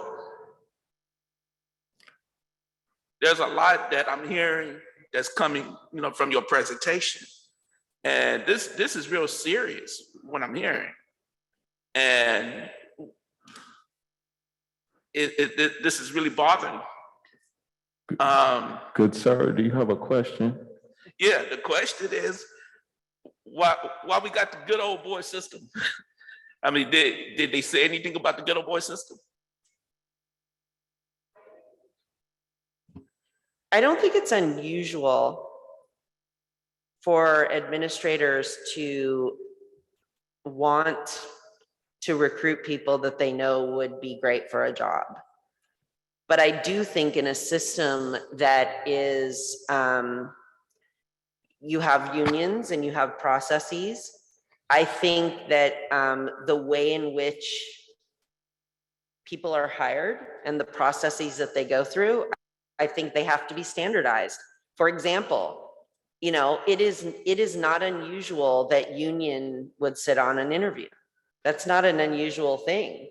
And when you don't invite them, that causes people to question the situation, right? So it's just standardizing how you are doing your hiring and making sure it follows processes is really important. Yes. And then you touched on the zip code. Can you hit that again? The zip code.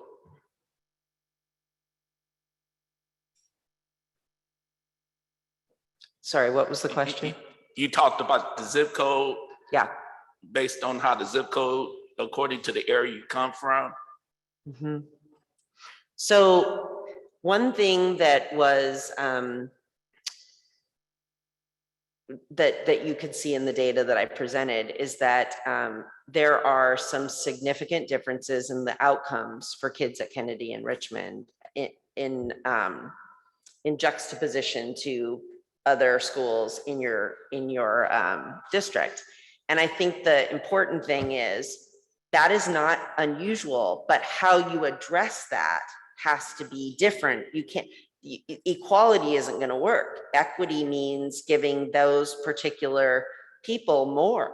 And one of the things that I found really surprising, because as a high school principal, you have to be really strategic to get things done. Like you really have to know how to be strategic in staffing, who you put in what classes. And because the principals pretty much have to, like they get their staffing, there isn't much variance in the way that they're allowed to create staff, at least from their perspective. That makes it really hard. So if I'm the Richmond or Kennedy principal and I want to start having conversations with my staff about balanced literacy in the secondary classroom, and I want to coach, according to them, that's a hard thing to get. Okay. And then the other question would be, why do you think a lot of this stuff is allowed to happen? I think that there's been a lot of turnover. And I think every time turnover occurs, you almost are it's like you're starting the reset button. And I don't think it's the fault. I don't think people come to work. I really don't think people here come to work and say, you know what, we don't care. I don't think that's it. I think that everybody is, because there's silos and silos are the result of culture. I think everybody is doing the best they can to maintain their part of the universe, but in the process of protecting and maintaining your part of the universe, there becomes fracture. And when there isn't clear delineation happening between the central office, the principals, all of that, that's where these variants can start to surface. And that's really the thing here. If there is a best way to experience school, that should be for everybody. And the minute we start taking off ramps off that freeway, we should be asking questions. That shouldn't be easy to take an off ramp off that freeway. but it is easy. And sometimes it shows itself in the form of compliance. And compliance is important, but only if it's monitored. Okay, thank you.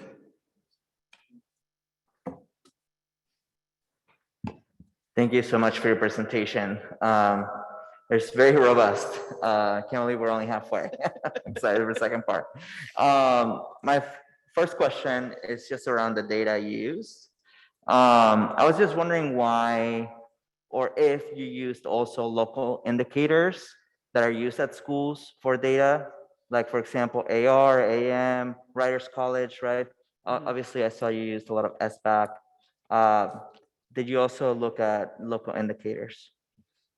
So are you talking about the local indicators in the roadmap?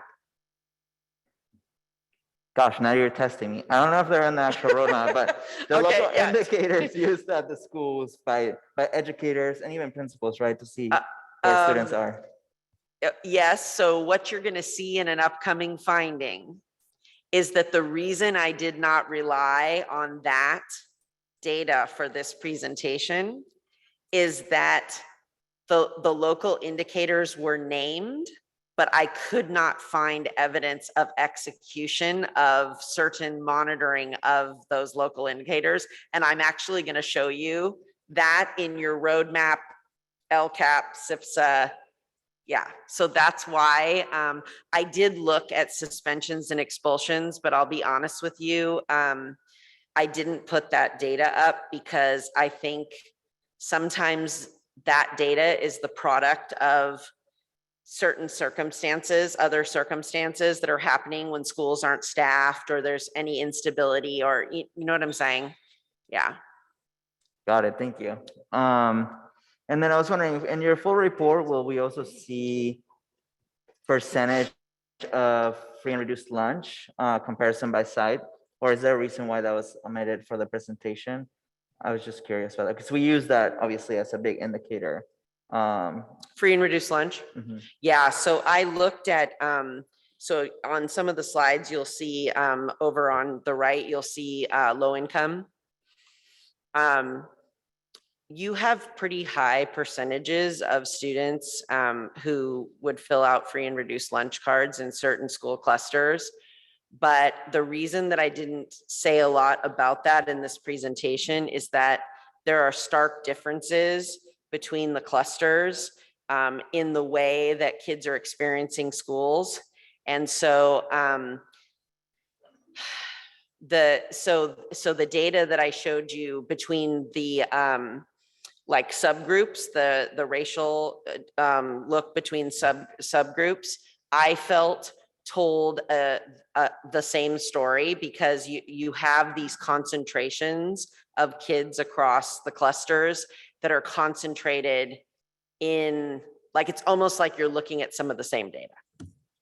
Yeah, and I was very purposeful, just so you know, so much came out of the parent interviews about the differences between race and ethnicity. Like, it is such a major conversation in these interviews that I led with that.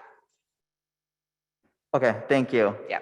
My next question is around finding 2, your last recommendation about audit of instructional, excuse me, is that the one I was looking for? The one about curriculum that you mentioned and aligning curriculum. Would your recommendation then be to the superintendent and staff that we have to ensure that we have the same curriculum at every single one of our schools, or just that it's actually utilized the same curriculum at the school? Does that make sense? Okay, so the way that I would answer that, and this is why it's so important to have the teachers at the table. So if teachers can handle being curriculum writers, I would go with a looser model around the curriculum. If you believe that the teachers have the time to do that with supervision. Most teachers are not, you know, really experienced teachers might be able to do that, but new teachers can't handle generally that happening. So what I would say is this. One strategy districts have used with this is they've adopted like Marzano strategies where the teachers can still teach the way that they want to teach, but the adoption is around a certain set of standards that becomes a guaranteed viable curriculum. What I saw, particularly in one school, which is why it's going to be really important, one thing that your principals want, and that I think we need to give them permission to do, is to meet together as levels and hash these out, and then let the teachers meet together and hash this out. Because you can see the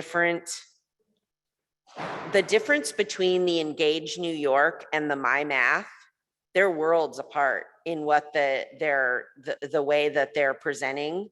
And if that is the way that we're allocating, like some can use Engage New York and some can use My Math, you might almost be setting up two different ways of thinking about teaching math just through the adoptions. I would consider pulling these groups together and telling them that you want to have a guaranteed viable curriculum and getting their input on what that might look like, but eliminating as many variants as you possibly can, because that's where inequities lie, is when some kids get this and some kids get that. Yep. Thank you for that. And my last question, I believe, my last question. I was just wondering about site-specific recommendations. All these are obviously system-wide. Is the larger report also going to bring site-specific recommendations around equity? What do you mean by that? So, for example, De Anza High School has been doing a lot of great work towards graduation rates, right? So your recommendation might not be around finding number 3 for them, right? But it might be around finding number 5 and going deeper there. Is that something that's going to be, or is that the work that our wonderful superintendent would then be doing? So that's actually a great question, because I think that you only need, like, there's this loose, tight leadership, right? So the tight part of that question is the district defining an equitable core. So for example, if you believe that students to graduate the gold standard is taking 3 sciences, the UC only requires 2, the Ed Code only requires 2, but if you believe the gold standard is 3, and a lot of districts implement 3, then that should be for everyone. Now, does that mean that you don't graduate people if they don't make the 3rd course because something happens? No, but they're not deviated away from the norm. So I really think that you guys need to define, what does it mean to be a West Contra Costa graduate? Does it mean that you can choose between physics and chemistry? Does it mean that you can take a CTE course that is the equivalent of physics? Does it mean, and if you allow those variants, which we call alternative means, you've got to watch who ends up in the courses, because sometimes good ideas turn into inequities. Somebody could come and say, you know what, we should have an equivalent physics class for our CTE Green Up and Go. But then when you look at the enrollment of physics and you look at the enrollment of Green Up and Go, and all the Black and brown kids are in Green Up and Go, but all the Asian and white kids are in physics, Houston, you have a problem, right? So it's not always that you just have to define what excellence is and track the variance. Give people, let the sites decide the sequence. You don't have to lead with physics in 9th grade. I led with bio because my kids struggled in math, right? I did bio in 11, but everybody took biochem physics. Nobody got out of it, right? And so I think that's the relationship is you guys set the excellence and the sites make decisions about what it looks like, but as long as it's not tracking by race, ethnicity, or student group. Thank you very much. Thank you, sir. Trustee Reckler. Thank you. Nice to see you again. This first round is just going to be all clarifying so that I understand just some of the things that are in the report and how to read them. So the first question I missed It's slide 10, and you mentioned something about looking at students meeting and exceeding that were 2 or more races. Would you please repeat that, what you said? Yes, again, the reason I like to look at trends is because I'm always looking for variance. Some of them are variance in inequity, some of them are positive outliers. So when I started to notice the 2 races, the heightened, the question I would ask is, where are they? What are they experiencing? Is it a classroom? Is it a teacher? Is it a program? Is it a particular school site? But that's something that looks to me like something you need to know more about. Okay, thank you. Next question is on page, let me see, sorry, it's slide 16. And this has to do with the UC graduation average. Yeah. And I didn't quite understand this. Is this A to G compliance, or is this the minimum grade point average that you would need to get into the UC system? So the difference between graduation and UCA to G graduation. Graduation is basically meeting a set of courses that are the ed code minimum, which you guys have in your board policy. That's what yours look like, is your board policy. The A to G graduation is meeting not only a grade standard, but it's meeting the courses that are required for admission. But if I understand correctly, you could slide through A to G with C minuses or Ds or whatever and get A to G, but not have the grade point average to be eligible to apply to the UCs. But really what I'm asking is this A to G? It must be. The second set of data. Yes. When you say UC graduation average, is this kids met A to G requirements? So if your graduation requirement is A to G, you could meet A to G requirements, but kids could earn Ds and they could meet graduation. When you meet UC A to G with a C, that's the metric that brings it all down, the second metric, because now you're being held to a different standard. So that's the confusion in California, because some people say, we have A to G graduation, and you do, because the courses on your graduation file are A to G. But to have the percentages that you need in UC A to G with a C, the second metric, that is about grades and mastery and having the right courses. So there's a distinction between those two. Correct. So once again, is this being A to G compliant plus the GPA to be competitive to enter the UC system? Yeah, when you say GPA, I'm not saying that like there's a particular GPA. I'm saying that the courses that they took were the right courses and that they earned the C or higher in them. Yes. Okay, thank you. Was that 4? I think you have one more because I think you have one more. Okay, the last one is on slide, I believe it's 19. When we talk about APs scoring 3 or better, we do have one category where we got a 121%. And so I was just wondering if you could explain that. Because some students take more than one exam. Okay, thank you. Co. Yeah, so my first question is, I know that I saw Filipino students had their own categories. Were these Filipino students included into the percentiles of Asian or Pacific populations, or both? Or were they just a completely separate category themselves? So the data that we pulled from the CDE is in the exact same reporting structure as the state. So exactly the way that the items are listed is exactly the way they're reported with the state. So they do separate. You'll see that they'll separate Filipino and yeah. So exactly the way that it's pulled from the CDE is what you saw.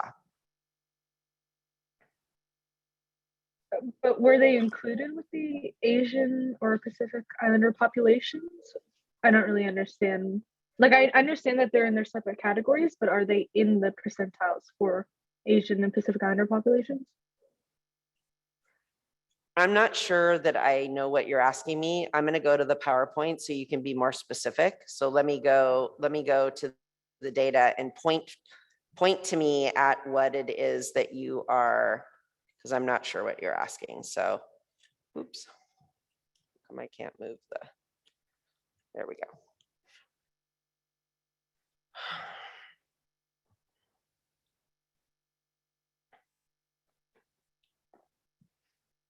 So are you asking me here why all of the Asian students are in one category? No, I'm asking for just any example of percent. For example, I'm looking at slide 18, % of students in AP/IB. I can see that there is Native American, Asian, Black, Filipino, Latinx, Pacific Islander, white, special education, English learner. But I was just asking if Filipino students are also like, are they also considered to be an Asian or Pacific Islander at all, or both? Did you say? Did you say for AP/IB? Yeah, so I think that there are more slides where Filipino students are also in separate categories.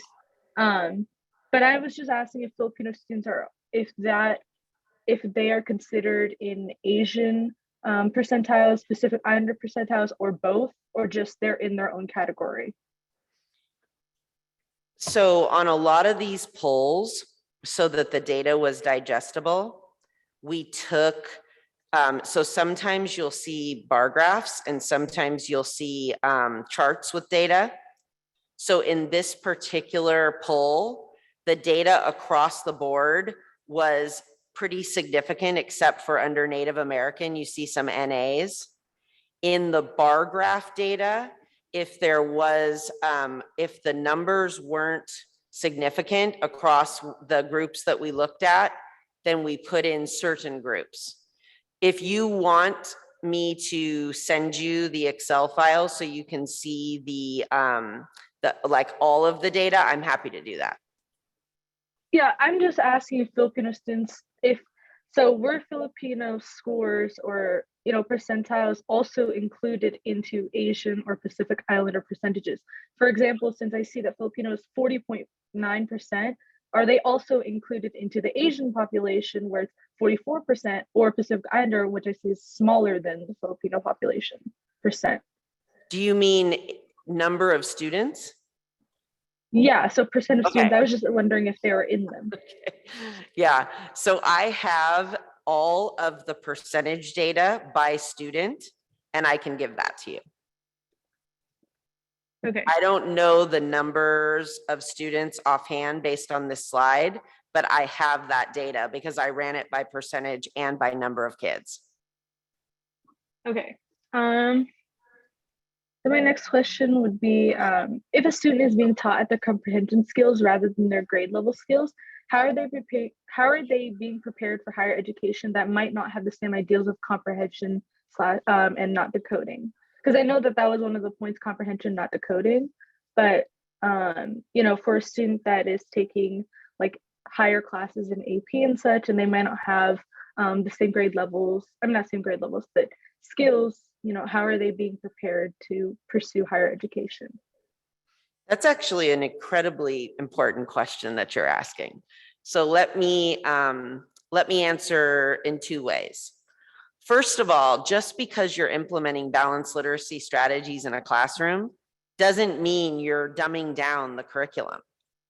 The teacher is using grade level curriculum or higher, but in a shared reading environment, the teacher might have a piece of text on the overhead or whatever they're using, and the students have that text, that grade level text in front of them. But because the teacher is doing a lot of the cognitive lifting in the shared reading, the students are following along with their eyes on print and they're listening to a good reader read. So what is being measured is the ability of a student to comprehend the information. Now, at the same time, let's say they're in a class that is considered, I don't know, advanced or more rigorous. When I go home at night, my peers might take the textbook home, the 9th grade textbook. Most textbooks are written at the 9th grade level. But if I'm behind in reading, I might get another piece to take home that has the same content in it with language that is more accessible to me, so that I can do the homework and come back and have something to say in the Socratic seminar. So balanced literacy is a strategy, not a curriculum. Great question. The other thing I want to share is this. There's a myth out there that you have to know basic skills in math to participate in high-level mathematics courses. That is a myth. And you all have an amazing person in your backyard named Joe Bowler, who has written everything about mathematics and how to teach it in the classroom in a rigorous way. And she would be an amazing person to bring in and get math teachers excited about how to do this. So based on the comprehension and not decoding, would we be offering teachers support to create these grade level like strategized curriculum at all, or just any sort of support? What is the district doing in order to support these teachers that are trying to give out grade level based skilled assignments? Just because, for example, I know that it's an A through G requirement to take government. I'm taking AP government, but even if a student is taking normal government, I understand that reading old English, written back in the day, or reading the Bill of Rights is really difficult. How are teachers, able to catch up and, okay, they have to not necessarily dumb it down, but simplify it to everyone's ability? Like, how are they being supported in that way? Well, again, it's not simplifying the content. It's helping kids access the content in the room. But it's a good question, because one thing that districts have done is they've asked their secondary teachers if they want to work with they've built a partnership with a local college, and you have some amazing colleges around here, to offer and give teacher service credits for reading certificates. Because people like me who taught English in high school, we didn't learn to teach kids to read. We were supposed to teach the great works, literature. But the longer that we're in school, we realize we're not teaching literature, we're teaching children. And if those kids have a need that we weren't trained for, we just need to work with colleges. We need to have professionals come in. When I was in San Diego Unified, we were put through the San Diego State literacy training. And that helped us go in and understand what we needed to do in the secondary classroom. Yeah. Okay, and then my last question would just be, I know that there was a much larger spike in 2020 for students who scored a 3 or higher on the AP exam. Are these numbers accurate, and will we see this large passing rate again, or was it because the tests were open notes? So the numbers that I pulled, remember, they're from the CDE. So the CDE gets its data from, the districts and from the people who submit to them. So the data is real. The problem is that in order to measure your effectiveness on AP pass rates, you need to make sure that the amount of kids that were enrolled in the class took the test, and that those scores are the basis of everyone taking the test. Because a lot of times what you see is you will see a lot of kids enrolled, maybe 70% of them take the test, and then a much lower percentage of them pass. So you just want to keep your eye on that. The reason passing is important is number one, it's a sign, at least on that exam, that you've mastered something. But number two, sometimes colleges have given credits or forgiven certain classes when kids have those scores. And it's not every college, but that makes it important to pass the course, or at least have the opportunity to take the test. Okay. All right. Thank you. Yep. Thank you, ma'am. Mr. Trujillo? Yes, can you guys hear me okay? Is it, okay. Yes. First, Mr. Phillips, or Trustee Phillips, just want to clarify, don't use as one of my questions, please, but will we have more rounds of questions? Will you have more rounds, more questions? Yeah, more rounds to ask questions. What I'm trying to do is let everyone ask as many questions as we can. I don't think we're going to finish this presentation tonight. So, I mean, you will have another chance to ask questions. I believe you will. But right now it's 4. Okay. My first question would be, was there any work done on the effectiveness of academies? And if students who participate in academies have higher graduation rates than those who don't? That's a great question. So if we look at, so let's go to the grad rate for a minute. So an example of students who are all at academies would be Richmond High, right? And although you see the scores are a little bit lower, what I would say to you is there could be reasons why the academy model, it may not be the model itself that is the reason why some of those graduation scores look lower than the other schools. But it is a really good question about the effectiveness of pathways, because we know research tells us that kids that have integrated experiences do much better in school and when they collaborate with their peers and their teachers. But you're not seeing a direct correlation of that, at least at Richmond. And I will also say this, one of the benefits of taking a CTE course is that you pass your intermediate and capstone and you become a completer. And some of the completer data could be higher. And that just means that certain kids aren't taking all the sequences that they need. And that is that's an impact on your dashboard metrics. Thank you. My next question is, why is there no longer Algebra 1 in middle school? Well, my understanding is that, and to be honest with you, research actually shows that acceleration in middle school does not mean higher mastery in high school math. So the fact that the board was able to make that decision, or staff recommended it and it was approved, shows that, I mean, it's amazing. We tried to do it in San Diego Unified and there was no way, because people were in a race to calculus. So I think it was because people wanted to go deeper. I would have to ask the board what the impetus was, but I believe they wanted kids to go deeper into the math and not race to calculus or.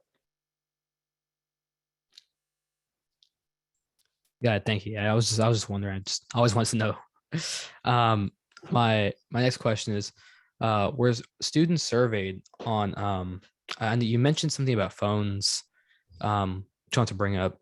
You mentioned that everyone from custodians to teachers, support staff should tell students to put their phones away if they see them with their phones out. I guess during instruction time. I'm assuming. Was there research or surveys done on why exactly students are choosing to go on their phones? So I did not specifically ask students on the survey why they had their phones out. But I did notice trends in classrooms where students who had their heads down or who were on their phones, not using the phone for the class, but kind of on their phones checked out, were not addressed. So no, I don't know why they had their phones out. I mean, we could speculate that they weren't interested in what was going on, or they had somebody they wanted to talk to. But no, I didn't ask that in the survey. And I guess, hold on, I have one more question.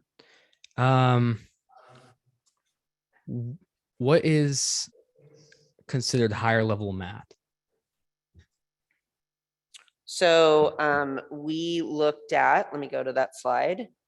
We looked at particular courses.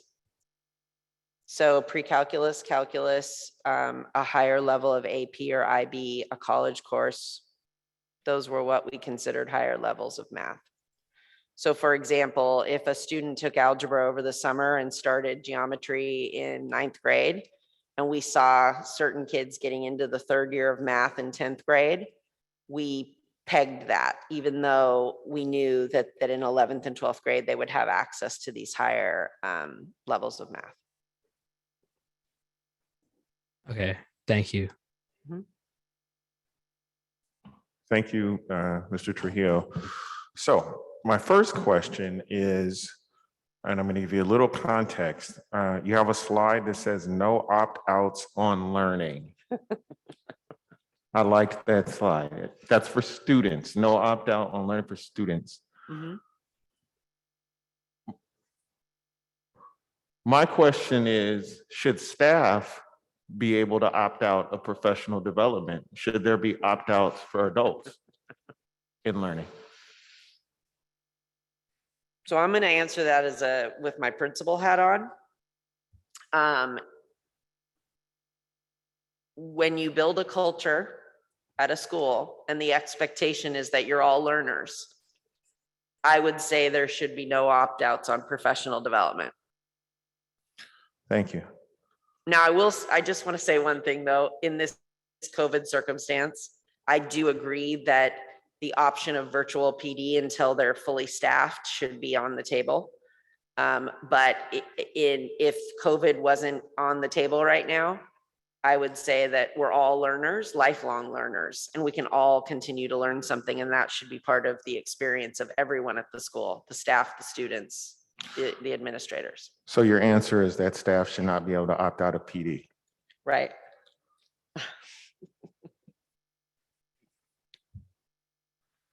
My second question is, you said that students who enter high school reading below grade level are being referred to special education. My question is that happening to all students who are reading below grade level, or is it happening to certain subgroups like the African-American students? I would absolutely love to answer that question, but one of the difficult areas for me to pull data, because special education is in a different, you use the SACE system. So a lot of data that I was given, I had to parse out. And so I cannot answer. Kristen might be able to answer that question. I cannot answer that question. But it is an important question to ask. My third question is to Dr. Hurst, because we hired them to do an external audit because of the objectivity and all of the other things that go along with that. Can you make sure that she gets, or her team gets, the data that they need to be able to answer that question? Yes, we can work on that.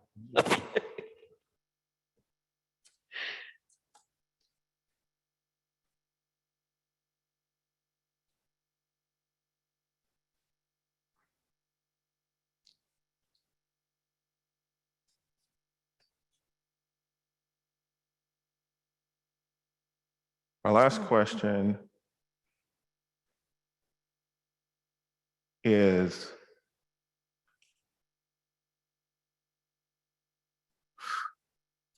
you spoke about resources for high schools. Mhm. You used Kennedy as an example. Mhm. You talked about equity and those children needing more. Richmond would be another example, equity and those children needing more. My question is this. In this district, supplemental and concentration funds don't necessarily follow the students. They are spread throughout the district. And in my opinion,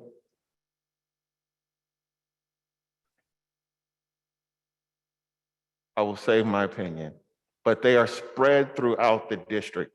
My question is this: should those supplemental and concentration funds be spread out like that so poor kids are subsidizing middle-class kids or upper middle-class kids? Or should the money, the supplemental and concentration funds, follow the kids? So the money ends up at the Kennedys, and the money ends up at the Richmonds, and it ends up at the Niestrums, and it ends up at the Verdes.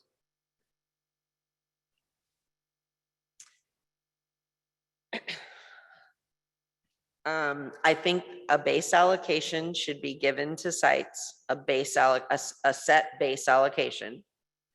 And I think that, and one way that we monitored this in San Diego is that our DAC, our District Advisory Committee, was a huge group of parents, and they would vote on the percentages and how much, you know, different Title I at the time or LCFF would go in different directions.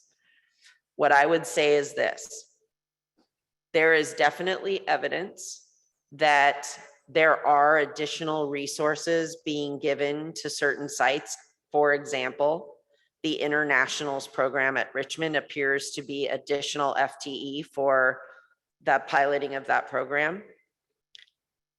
But I am unclear based on the allocations, which I've asked several people, like different principals, to give me their allocations.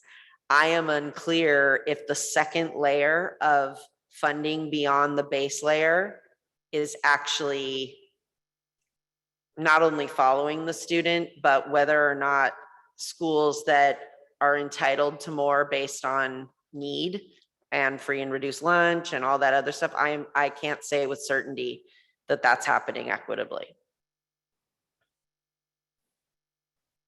Now, Janie, our fiscal person, if that's something that we want to do a second run, like looking at the allocations and how they actually fell, that's something that we've been talking about, because we also are questioning whether or not what was in the LCAP happened.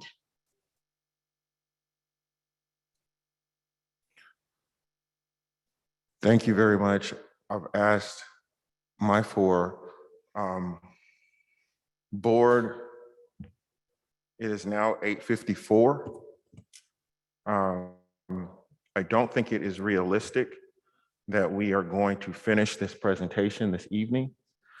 So we are on the fifth recommendation right now. Do any of you have any additional questions up to the fifth recommendation before we go to the next set of slides?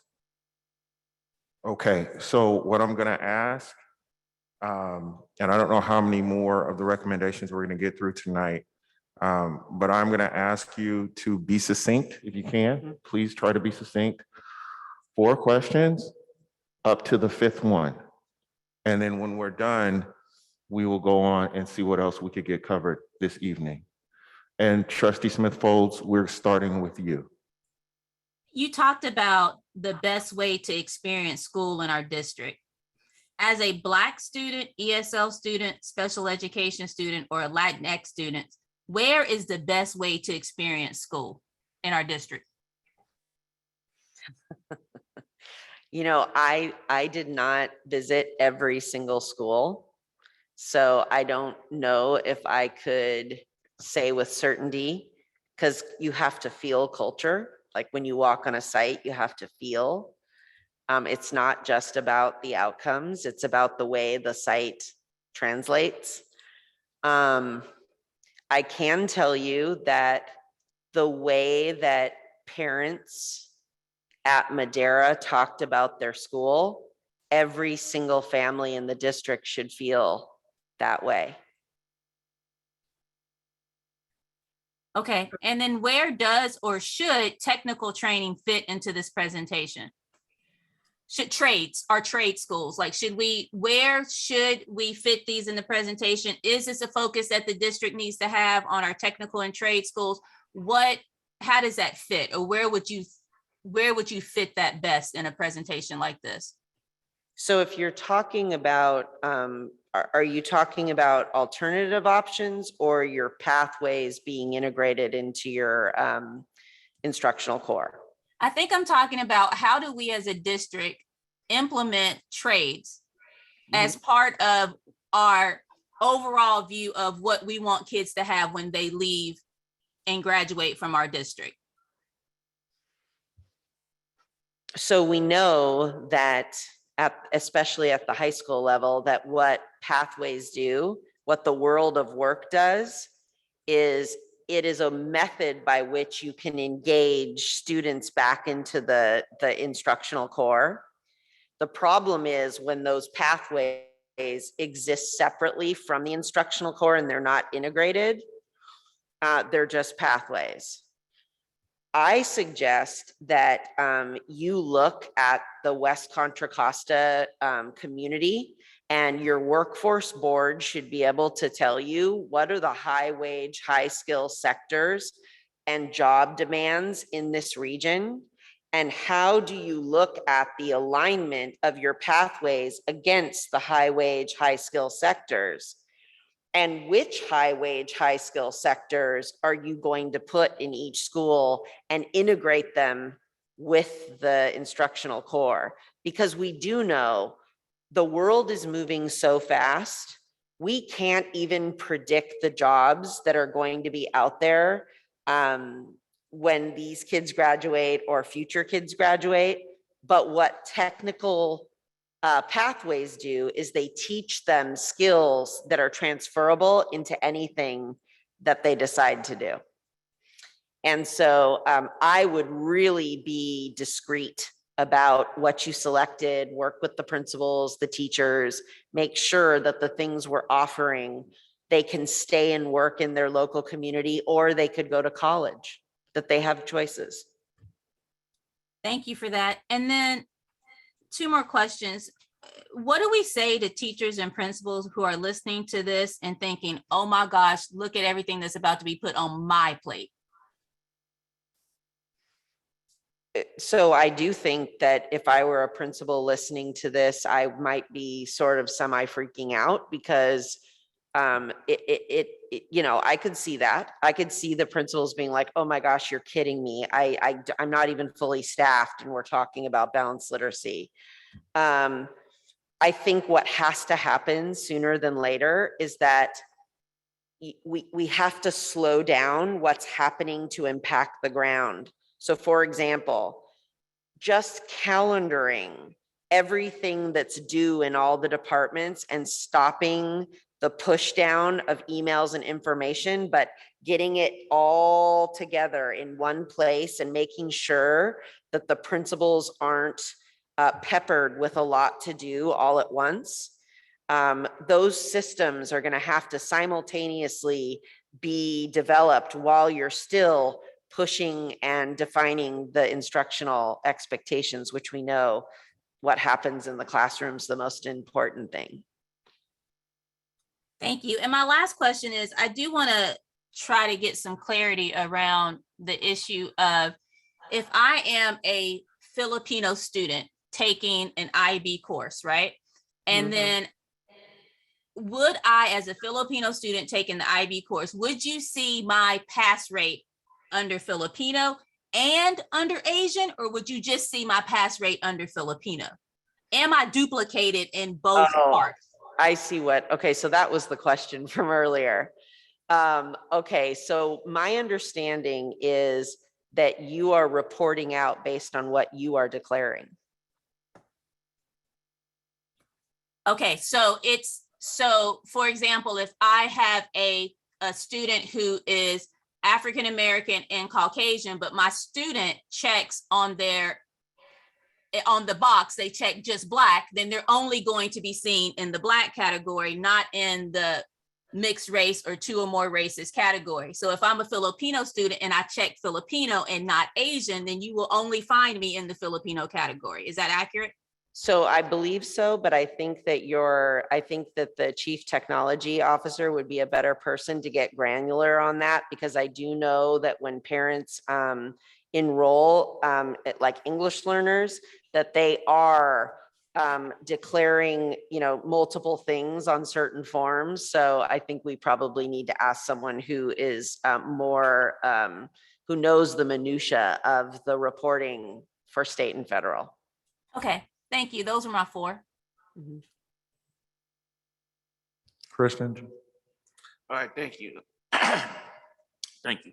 The question I have, well, actually, how would you rank our, based on everything and how you went about looking at everything, how would you rank our district or look at that education system? How would you rank it?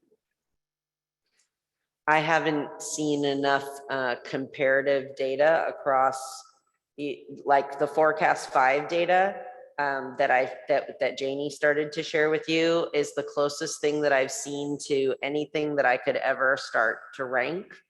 I don't think I could rank your district right now based on just doing walkthroughs and seeing test score data. I mean, I can tell you that, and I already shared this last time, that some of your spending is a little higher in certain areas and the return on investment is a little lower, and that's in the forecast 5 data. But I don't know that I could turn that into a rank. Okay. And the next question would be, would you consider Kennedy as a low performing school, or? When I walked on the Kennedy campus and walked the site, what I saw was enormous potential. So I think that if the school is supported at all aspects, Kennedy could be a great school, but it's going to take a decade. I mean, it's not going to happen overnight, right? There are schools similar that I have supported and that I have been in San Diego. And this is a long journey that takes a very purposeful plan. High schools are very difficult to transform, and it is going to take time and precision. And it matters. Okay. And then like leadership plays a big major role in everything. Is the leadership is being supported there, or just like at some of the schools, or is leadership being supported to be able to bring about good things on the school site? That's a really difficult question to answer because there is so much autonomy on the ground, right? There's a lot of autonomy on the ground, and some autonomy on the ground is great. But some of that autonomy is creating different implementation with different outcomes. And so is that a byproduct of leadership? It could be, but until central office has that West Contra Costa way of being and is pushing that down into professional development and support, we're not going to know. Okay, and that's it. Gonzalo Soy. Thank you. I have 3 more questions for this part. We have a lot of K-8 schools. We actually even have a 6-8 middle school. Does your full report have more data around the success of the schools compared to, well, I don't know what we would compare in the district, but maybe compared to other districts, or the success they're having when it comes to equity or not? So your configuration of schools is very, very interesting. So I don't know, K-8s by and large are more expensive because what ends up happening is in the 6, 7, and 8, the enrollment gets much smaller, but you need the same amount of staff to cover like some of the sections. I think that what you guys need to be paying attention to is monitoring enrollment and effectiveness, because there are successful K-8s.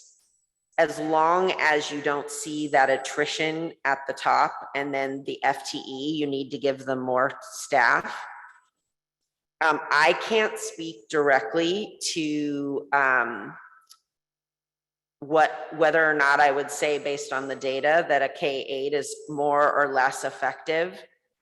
You can see in the school-based data, if you track across, you can see if there are any Sbac variants, but I can't tell you directly if the K-8s are worth the investment.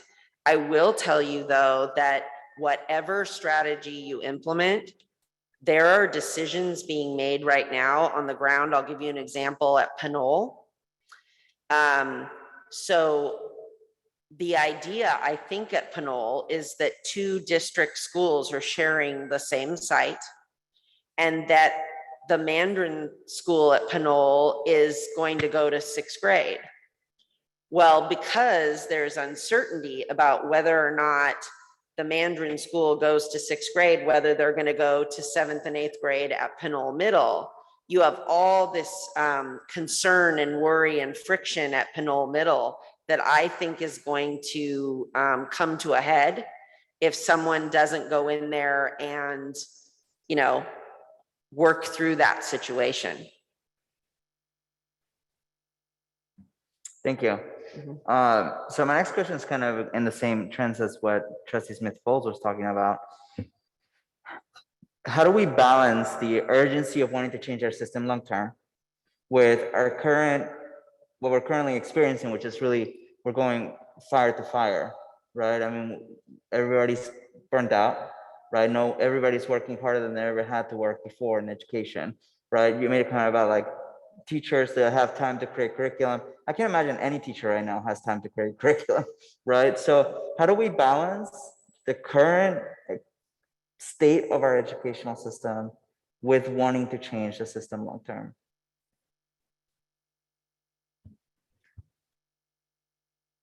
I think the most important thing on the ground right now, because you're right, like teachers are covering periods that are missing, or that there's not a teacher.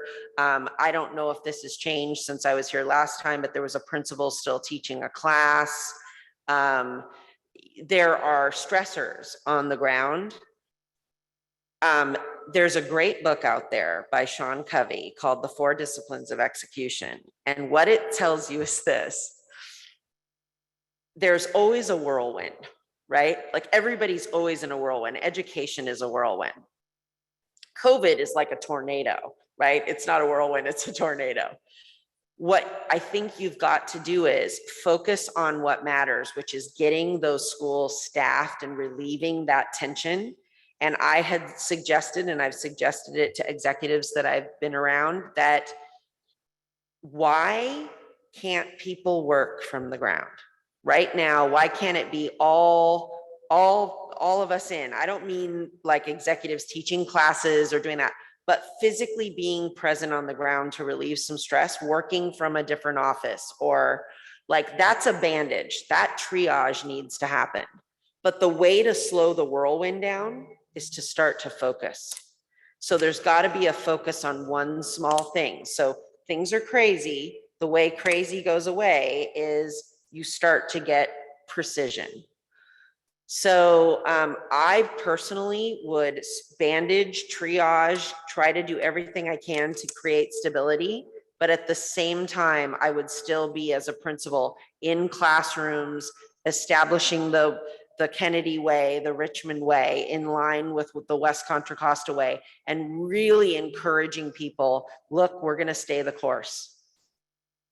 Because we can't forego the instructional demands just to deal with the operational. We've got to do them simultaneously. So when we get out of this, there's an exit. Thank you very much. I appreciate that. That's all my questions for now. Trustee Reckler. Thank you. I have one more clarifying question and then a couple of others. On slide 27, you have a chart about students enrolled in CTE courses. And there's one school that's certainly an outlier on the low side, and then there's one that's really on, a couple really on the high end. I am wondering if you looked at offerings and also scheduling in making that determination. Like, did everybody have the same amount of offerings, or was there any additional digging there? I did look at which pathways were offered at which schools. But because each site has the ability, they go through articulation, they create an articulation card. They have the ability to set their own articulation card. That's not standard. So it could be that the reason that we're seeing lower enrollment, let's say at El Cerrito, is because CTE is just not a driving strategy for them across the board like it is at Richmond, and that's okay. But yes, if you want me to toggle out, I can actually show you which pathways are at each school and which schools have, more of the high wage health or information technology, or there's only 2 with engineering. I can show you that level of data. Okay, yeah, I don't think that's necessary. I'm just wondering, all things being equal, maybe they don't have it. Maybe it's the block schedule. Maybe it's, But they're choosing to, right? So one thing that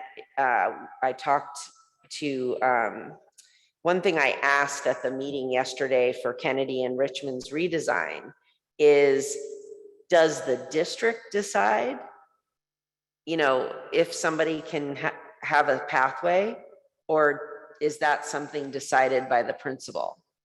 And it sounds like there is a give and take between the two.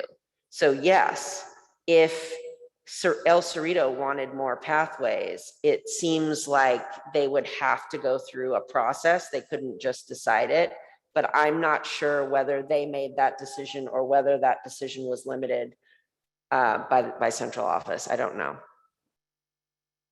Okay, thank you.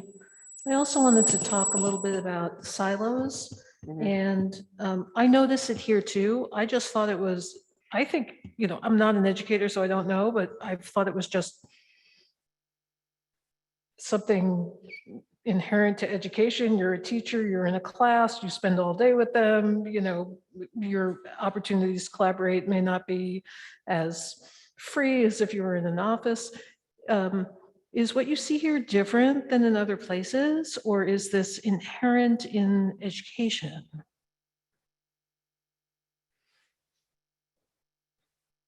The silos that I see here feel like a byproduct of instability. And so in school districts that are making gains, like higher gains in student achievement, I think you see less silos and more alignment between the operational and instructional side of the house. So I'll give you a really good example from my own experience, which is the facilities and maintenance operations portion of San Diego Unified really operated on their own. Like if people wanted to have a new facility or a building or something like that, they dealt directly with that division. But the problem was that over on the other side of the house, they were talking about like instructional delivery and excellence and, looking at high wage, high skill sectors. So the two were not working together. Construction was not in service of instruction. And those silos were having consequences where inequities started to form because certain people had news stations and other people didn't, and certain people got new buildings and other people didn't. So there was no alignment. So is it unusual? I think it is completely dependent upon the vision and execution from the top down. I think leaders who see integration as more effective work really hard to integrate the central office or their methods, and people who don't see that as important, things can be siloed. Okay. The next question is on data, and I agree that there are struggles to get, use, find, interpret, apply data.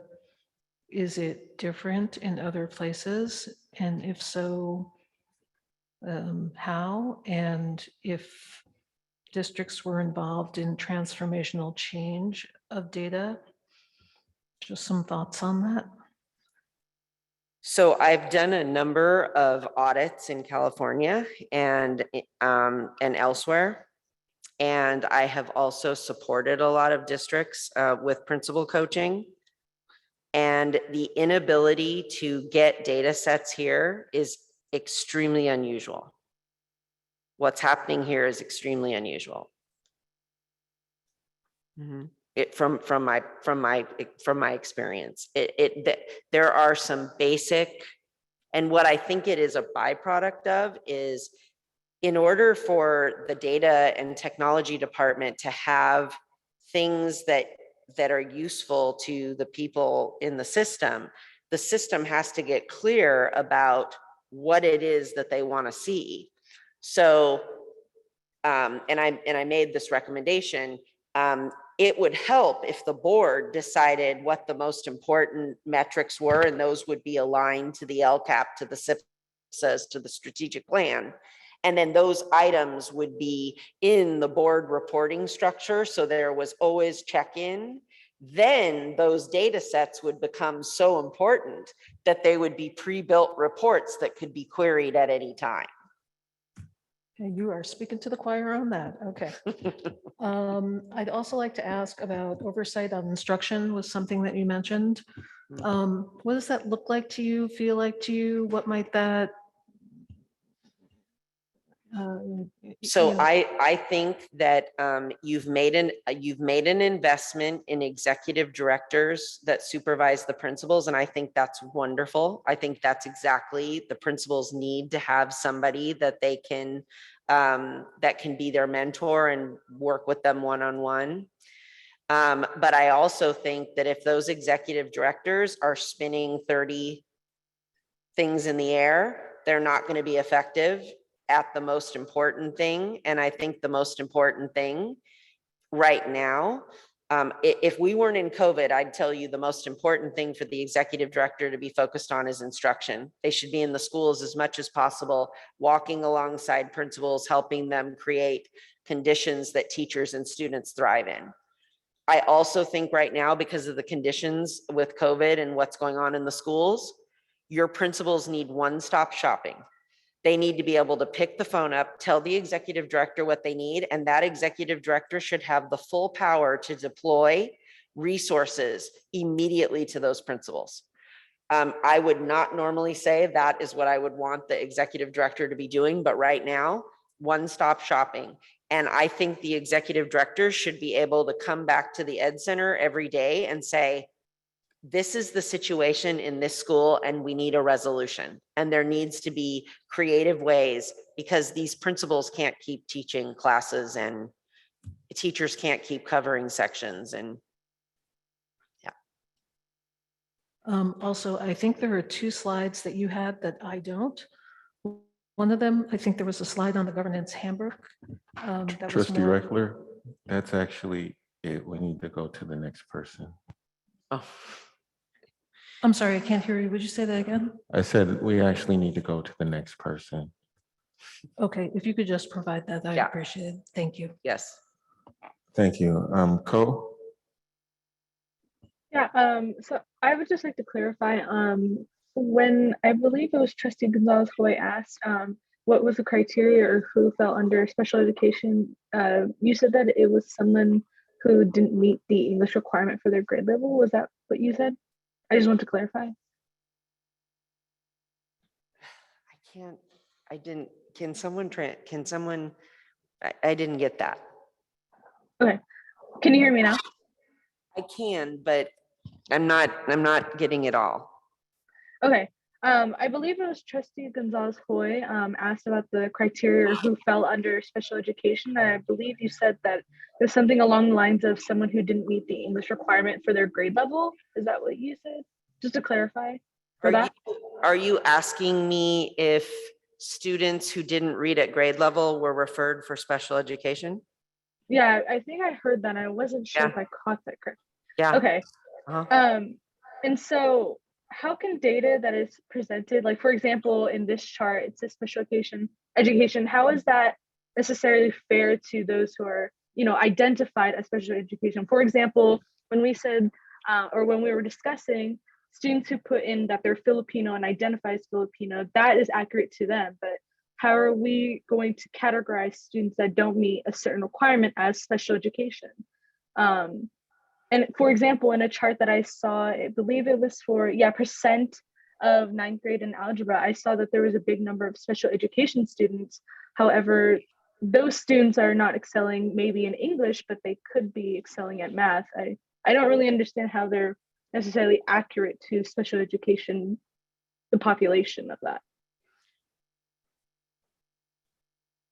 So I think what you're asking me, so the data that I'm showing you where there's a special education lane, that's when a diploma-bound special education student is either in a course or takes an exam or graduates. That data is tracked. Are you asking like if a special education student is also Black, are they in both columns?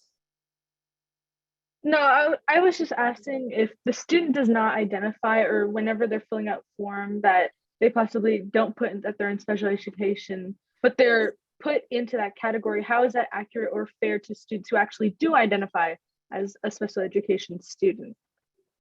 So to be a special education student, you have to have an IEP. And so your system of writing IEPs and taking care of your IEPs is called SACE. So all of that work that goes in is happening in that separate system. Now, the good news is that system talks to PowerSchool, your main SIS. So when I asked the chief technology officer and the special ed SELPA director to give me data, they were able to query data out of SACE through that, the ability to talk, and they gave me spreadsheets that I was able to use. The problem with the referral data, you have to track that data. So let's say a kid goes through their whole life and isn't referred for special education, but all of a sudden they get to the high school and there's a student study team or something done and they end up with an IEP. So special education is going to know that that person was referred, but you have to track and report that if it's something that you want to watch. Okay, all right, thank you. Yeah. Is that it, Co? Oh yeah, sorry, thank you, that's all. Okay, Trujillo? Yes, thank you. How high is the turnover in this district compared to other districts in California? Well, here's what I'll say. I think staffing right now is a problem statewide because of COVID and different variants that have to do with the pandemic. But I will tell you that the turnover, especially, and I think LaFay spoke a little bit about this in the HR findings, the amount of people out and the number of turnovers in key positions does seem high. Okay, thank you. Was the lack of AP courses at some schools taken into account when getting the data for students who scored a 3 or higher on the AP tests? So the data for 3 or higher reflects a kid who did have access to AP and passed it. So if you're asking me, were enrollment rates lower because kids didn't have access to AP? The AP courses, to my understanding, are determined and they're very different by school. I can provide you actually with a grid that shows you which AP courses are in which schools. And it's very interesting when you see where AP falls. Could you please get me access to that, or Yep. whoever possible can do that? Yep. Okay, my next question would be, is there a reason why some schools do not offer the same AP courses as others? Well, again, I think it goes back to the site autonomy and the articulation cards. I think a lot of sites, so one course that we saw consistent across the board that a lot of sites offered was the AP literature course, right? Like that's a course that's pretty standard for senior English. But then we saw all these, different courses across schools. So I believe that the reason that it's like that is there are teachers who are interested in teaching those courses, and those courses end up on the articulation card. Thank you. Mhm. And about CTE courses, is there a reason why Richmond High School in particular, actually, wait, no. Yeah. But why is it that certain schools like Richmond High School focus more on CTE courses and enrolling students in CTE courses than other schools? So back when the link learning movement was happening in California, West Contra Costa was one of the original 9 link learning districts in the state. And they adopted pathways and integrated pathways during that effort. Over time, that effort kind of backpedaled. I went looking for link learning in West Contra Costa, and I found it at Richmond. And I believe very strongly that the reason that it has survived there is because the principal and the staff believe deeply in that model and what they're doing. And that's really powerful there. Thank you. Those are all my questions. So I'm going to double back on a question that I asked earlier, because I'm not sure that it was, the specific question was answered. So I'm going to build an assumption in for you. So I know that the money's not following the kids. I'm talking about the supplemental and concentration funds. Yep.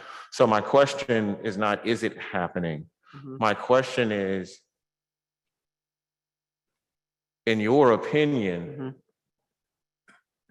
should the supplemental and concentration funds be spread out throughout the district to bolster operations, or should the supplemental and concentration funds, like I'll tell you like our context, so like our last superintendent and this CBO said, if we don't spread the money out, we won't have enough money to operate all the schools.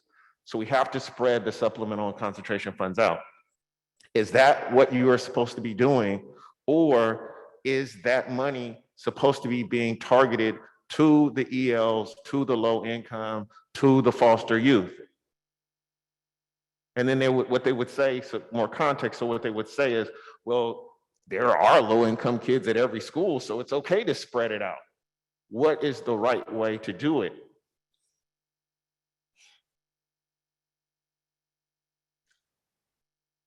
So I'm having a hard time answering that, and let me tell you why. Because one of the things that has cropped up in a lot of my conversations is that especially the Black students, that they have been spread, like they go to certain schools to try and find like the school that they believe is the best. And so it has, instead of having high concentrations in certain areas, they are spread out. And I worry that if some money doesn't follow, certain students in certain environments, because sometimes kids who want a better experience follow to a school they think is better, but then when they get there, the way that they're treated and the way that they're scheduled is actually at a lower level than if they would have stayed in their home school. So I worry about that. But I will say this: if I had not been given the additional funding when I was a principal turning around a school that was almost taken over by the state, if I had not been given the funding that followed my kids and that had given me the resources to do what I needed to do, there's no way I could have done the turnaround. I'm sorry, I'm really not understanding your answer. So I'm asking whether that Black child or Latino or whatever color the child is, but that falls into those categories, wherever they are, whether they go to the school across the street or whether they go to the school in the next city, should, in your opinion, the supplemental and concentration funds follow that child? If you're saying in any direction, yes. If you're saying that they would follow in school clusters that had higher levels of poverty, that's what I was being concerned about, is how you would spread it out. If you're saying follow each child there, I would think that you would do it that way. But again, if there are small numbers of kids, what is done with that money might not be significant enough to make something happen. But yes, I would want it to follow the students that it was supposed to follow. You have circumstances in your district though right now with finances that have made a lot of that very difficult. When the money is spread out and it's not following the children, is the ultimate effect that low-income children, foster children, and ELs, is the effect that they are actually subsidizing the children who do not fall into those categories because their money is being used to operate schools and programs for other children? I think you can see in the data that the way that money is being allocated right now is a contributing factor to there being achievement gaps. It's one factor.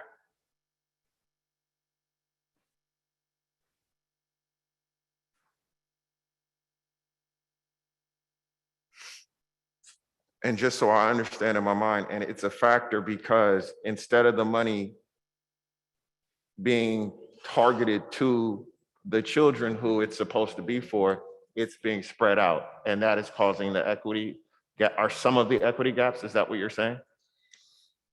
So the reason I'm having trouble answering this question is that it's hurting me too, because I only have 4. And when I have to keep asking it multiple times, I use up all my questions. Yeah, no, the reason I'm having trouble answering this question is that I don't actually know if the spreading out of the money, the way you're doing it, is the reason that the instructional gaps are there. But I can tell you that based on the data trends, what you are doing on multiple levels, so probably financial, probably instructional, probably that those things are not leading to achievement gaps closing. Thank you. My last question is this. You spoke about calendars briefly, and in the presentation, you talk about school calendars and whatnot. Our calendar for the year is what I'm asking about, like when school is open, when it's not, when the holidays are, what we negotiate with labor. That calendar, is that the optimal calendar for learning? For example, parents will say, the kids are out of class too much, or, there's a lot of things that parents say. I'm a parent in the district as well, but that calendar, is it the optimal calendar for learning? Or is it just what works best for adults? Are you talking about, because there's a lot of calendars that are I'm affected. talking about the academic calendar for the year. Mhm. When we start, when we close, when we go on break, how many days are open, when the smoke days, that's what I'm talking about. Sure. I actually think that your, what you would call late starts, your 8:30 starts are actually, especially at the high school, really, that's good. Kids are awake. It follows best practice. I do think that summer, like the learning loss or the remedial focus of summer, I think a lot more could be done to support kids to keep that calendar going.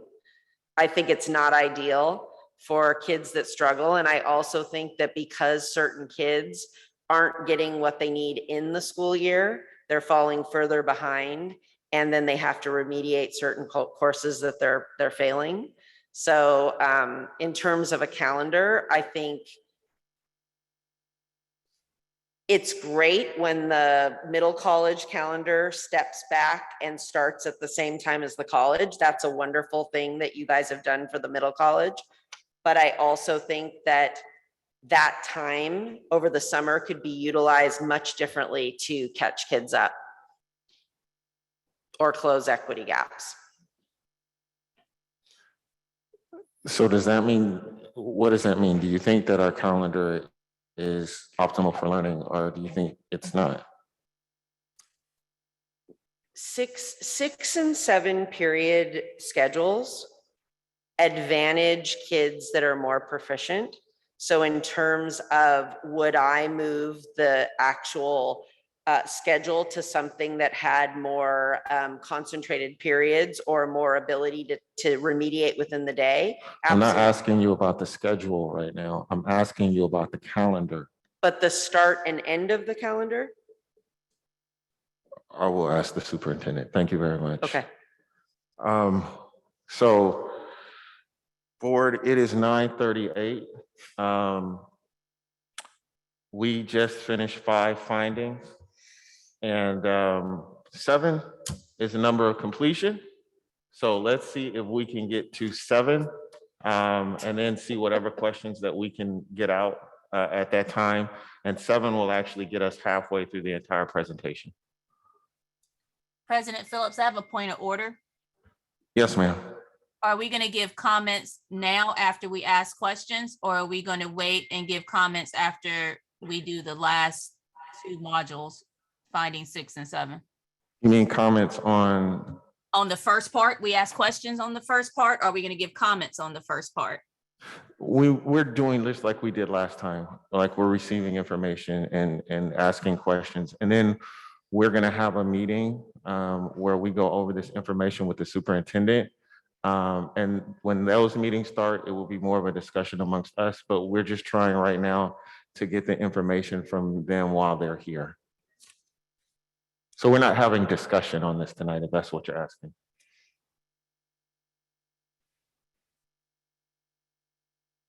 Okay, thank you. No problem. You guys could start it up. Okay, so finding number 6 was the need to create systems that move from planning to execution.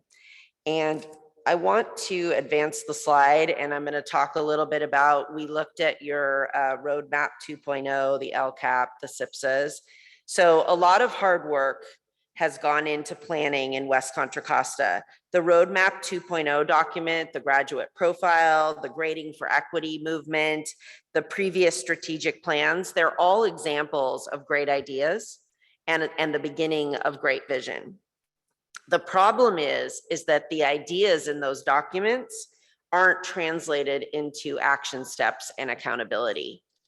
And so while you can see a written connection between Roadmap 2.0, the LCAP, the SIPSAs. There's no evidence that there is a cycle of continuous improvement to address the specific distance between the current reality and the ideal state as it's related to each local indicator. So let me just show you for a minute. So I looked at Roadmap 2.0. You guys have seen this. They have achieving students with local indicators. They have thriving employees with local indicators, caring schools with local indicators. And you can see a connection in the SPSA planning. You can see that those areas are in it and they're asked to make connections. You can also see that there has been alignment within the actual listing of the LCAP. The problem is that there is no then execution of making sure that throughout the year, these conversations are taking place to make sure those metrics are actually moving. So one of the things I wanted to share with you is, you know, when you go through your strategic planning process and you've got the data in the room and you've got the stakeholders looking at it and you start talking about your mission and vision, you've also got to have a plan for execution. So all of that, the rest of that is just planning. It's not the execution piece. So the strategic planning should align to the LCAP process, should align to the SIPSAs, and then there should be professional learning that takes place through classroom visits, direct teaching, peer learning, where people are actually learning how to support people on the ground around those metrics. The state gives you some really clear guidelines for collaborating around the LCAP. And on the state website, you can see all of the different definitions and the things that people can be organized around. But what needs to happen, and this is just kind of a crude drawing that I created, is that the strategic plan, the LCAP and the SIPSA are aligned, right? And the board is pushing in at that point and setting up a calendar to make sure that the strategic plan goals and the LCAP goals are getting addressed in those board meetings.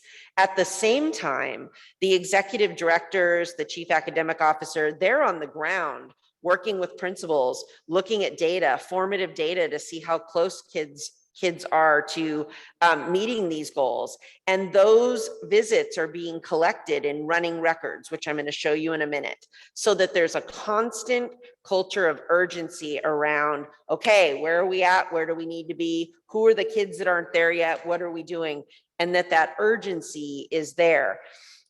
The superintendent is then going to be monitoring what happens at the board meetings and also working with the executive cabinet to report out and find out what's going on, so there's no surprises. There shouldn't be any surprises about what happens if this cycle goes, you know, it moves on and on. And then around the side, you've got to anchor this entire process with the data you need, the timelines and monitoring that you need, and the human and fiscal resources that may vary site to site in order to get this done. So there's this cadence of accountability. The board's holding the superintendent accountable, the SUP's holding the chief academic officer accountable, chief academic officers holding the executive directors accountable, the EDs are holding the principals accountable, principals are holding teachers accountable, and teachers are holding students accountable. And so I go back to this executive director role that's really, really critical. So these executive directors are going to be the glue to this entire execution, because they've got to coach the principals on leadership development. They've got to make sure that what's happening on the ground is supporting instruction, operations, culture. And I don't understand why family and community engagement is separate from the work that an ED and the principals are doing in their family cluster. I think that's part of that. So I added it because I think that there need to be tighter alignment of the clusters with maybe leads, maybe principals leading the clusters. And then finally, what you've got to make sure of is the two elementary executive directors, they are handling elementaries and the secondary ED is handling secondary. Those three people have to be lockstep together in the way that they are achievement monitoring. The same way and the same expectations and the things that you decide are important in the West Contra Costa way, that has to be aligned in the way that you're looking up the entire pipeline. So I'll give you an example. If you believe in pathways and you want a school to be wall-to-wall pathways, wouldn't you look down into the elementaries and ask where are the NGSS standards? Where are the TK6 pathways? So where are those pieces? And then this is just an example of what running records look like. So the principal, executive director, CAO, CPO, and superintendent would be sharing potentially a Google Doc of some kind where bi-weekly and follow-up visits would be recorded so that everybody's on the same page. And then this would be driving the professional learning, because whatever isn't happening on the ground and needs to be attended to would become the professional learning that would be provided. And then formative and summative data and master schedules and the SPSA would be things that the executive directors would be actively monitoring with the principals to make sure that these goals that you've put in your strategic plan, your LCAP, and your SIPSAs are actually being accomplished.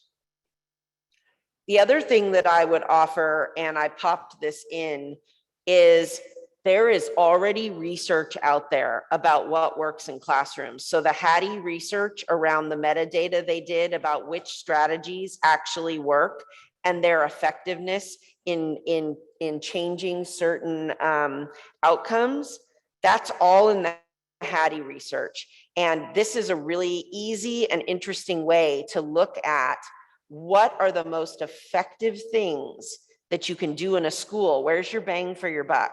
It's all in the Hattie research.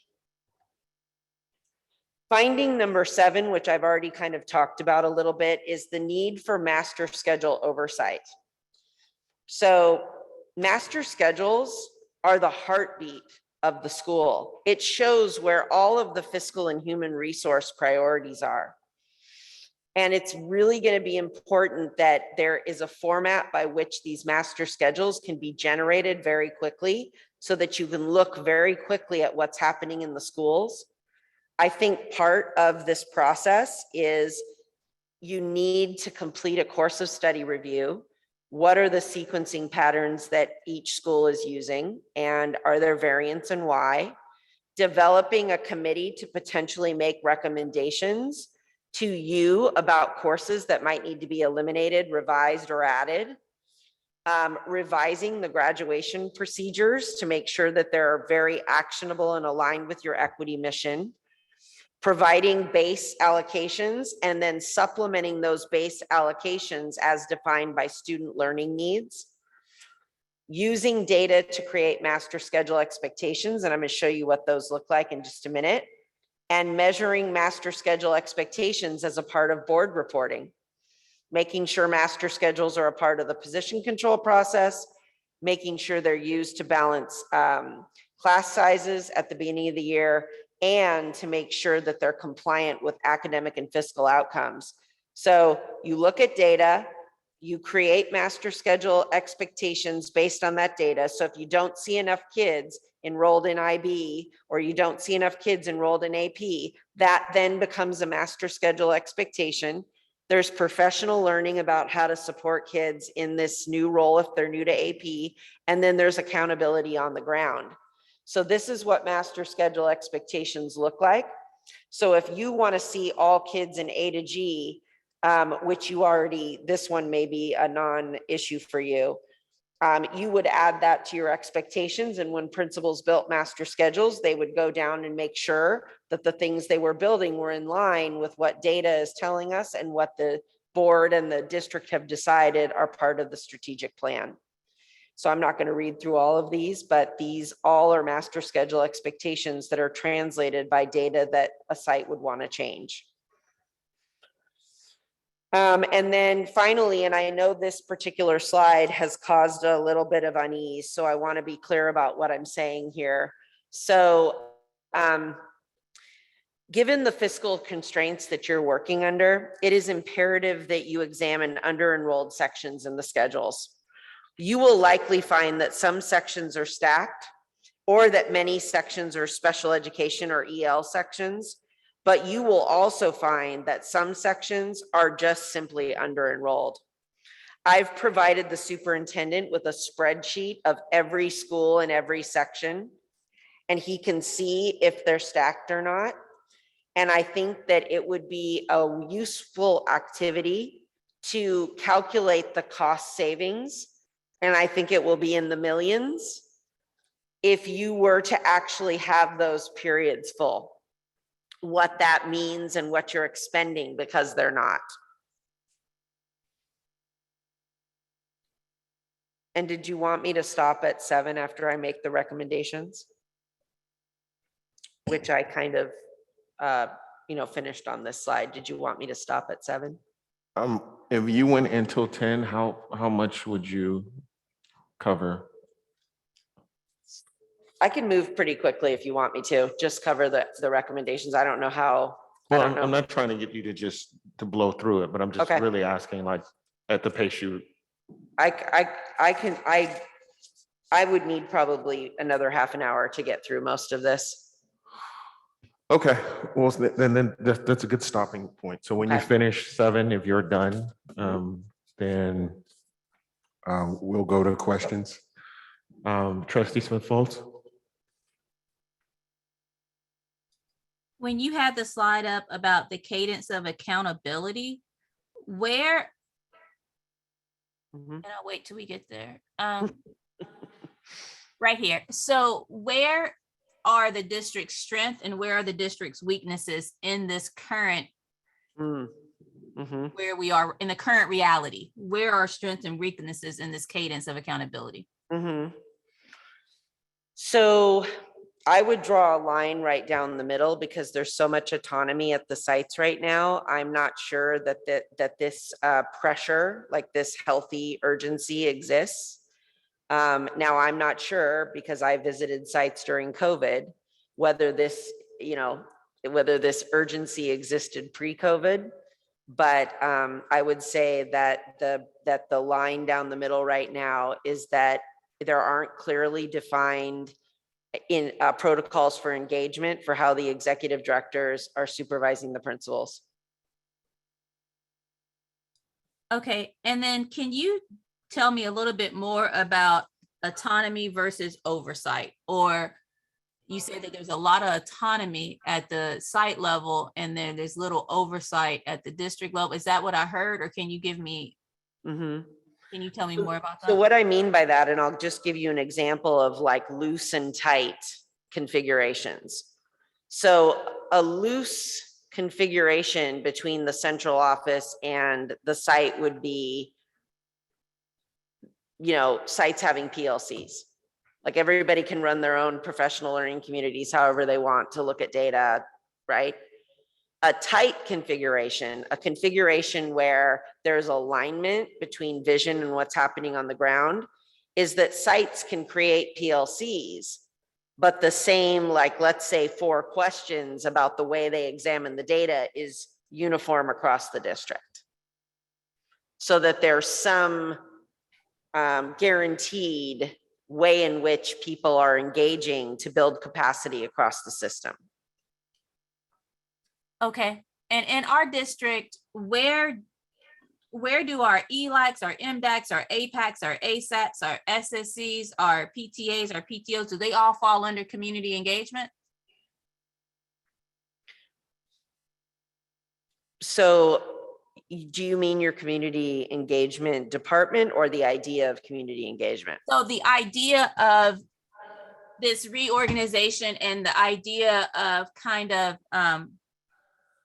a new culture shift, where do we have the conversations with these these groups that we have that are part of our learning community, that are part of our support community, where do we integrate those groups in the decision making? Where do we integrate those groups in the support and the resources? Where is that found? Yeah, so I moved the slide back to this relationship between executive directors and the supervision of principals. So the idea is that the principal is, running the instructional, the operation, and the cultural, and the family and community engagement within their site, and that those practices are aligned across the cluster. So the engagement with the PTA, the engagement with the SSCs, the engagement with the any family group that was connected to that school would happen both at the school level and hopefully at the cluster level.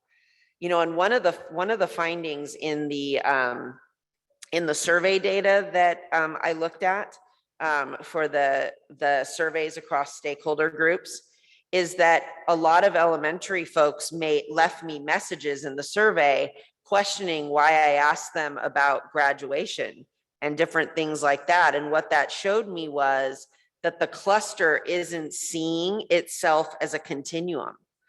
And so one of the questions I kept asking parents is, would you put your child in the high school attached to this cluster? Because I wanted to see if they felt any cluster identity or cluster strength.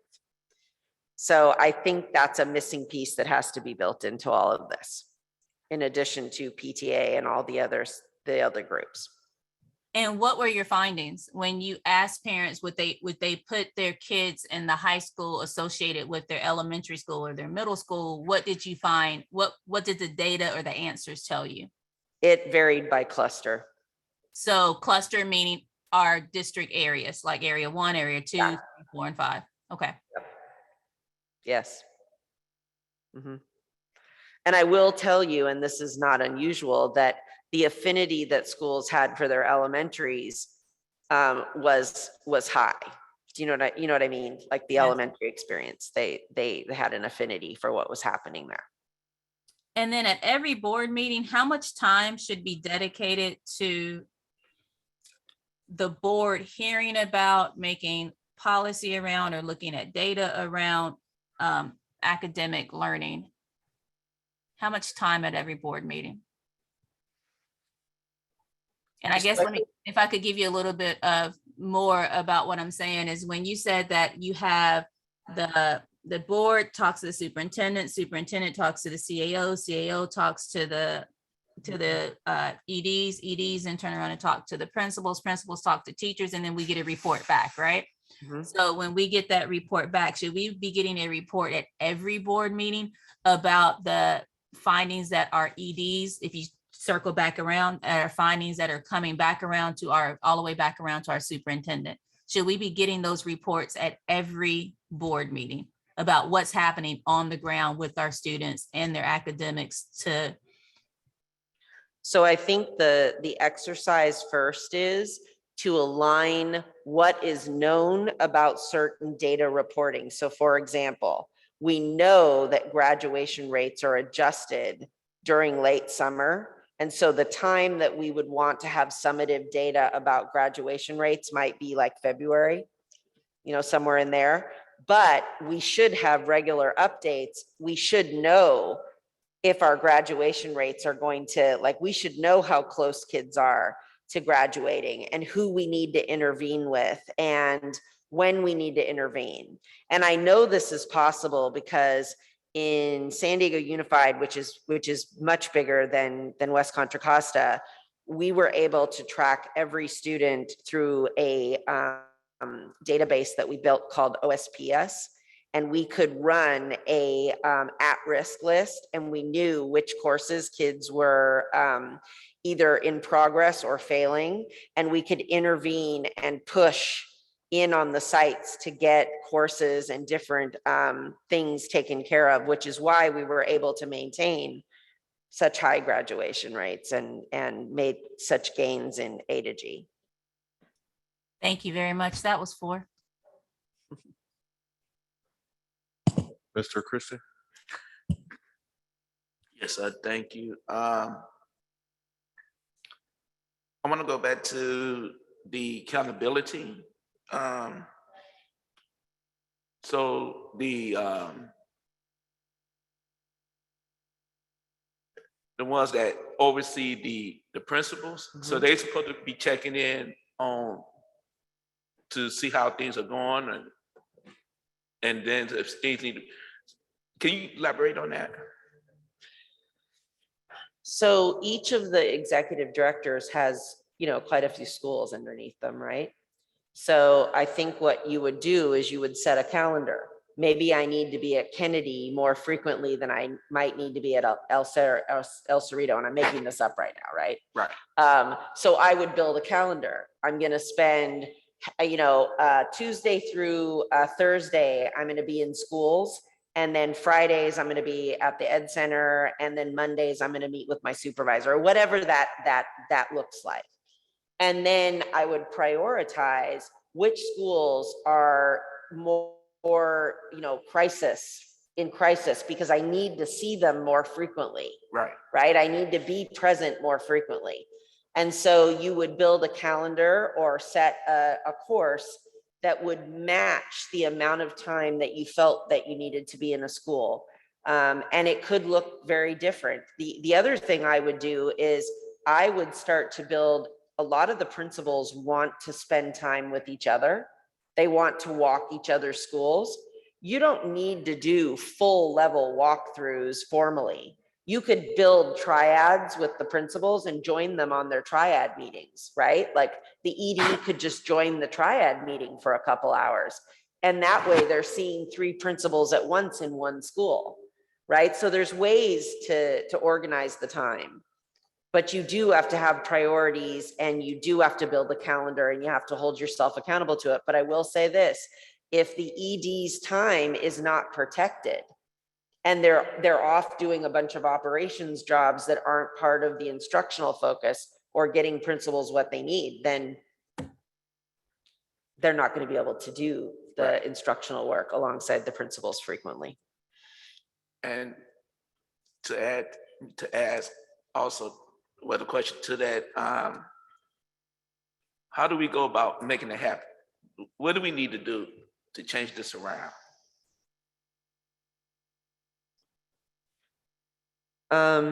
Well, I think the superintendent is already working with the executive team on coherence and making sure that the next steps that everyone takes around strategic planning and the high school redesign and all the things that are happening, that those things start to be coherent. That starts to slow things down, right? When you start getting aligned. And then I think there need to be conversations. You have a new CAO and you have a new principal about how you're going to protect the time of these employees. Because if you don't protect the executive director's time, they're not going to protect the principal's time. The principals aren't going to protect the teacher's time, right? Like it's all a domino. All right, that's it. Thank you. Gonzalez Sway. Thank you. And can I say I was very impressed. You just kept going in your presentations during the earthquake. And I just kept hearing you speak as I was like looking around. So I was pretty impressed. Is that what happened? Yeah. Oh. I'm from up here and I slept through most of them as a child. So that's probably it. Got it. So my first question is about slide 50. So this cadence of accountability, obviously, on here it starts from the Board of Education, it goes all the way to student, right? But it's not a full circle. So I'm curious to hear your thoughts on how do the students in the community hold the board accountable in this cadence of accountability? What would be the matrix or the metrics, excuse me, for which the community holds us accountable that we're supporting the full circle? I think the board count, so actually 2 things.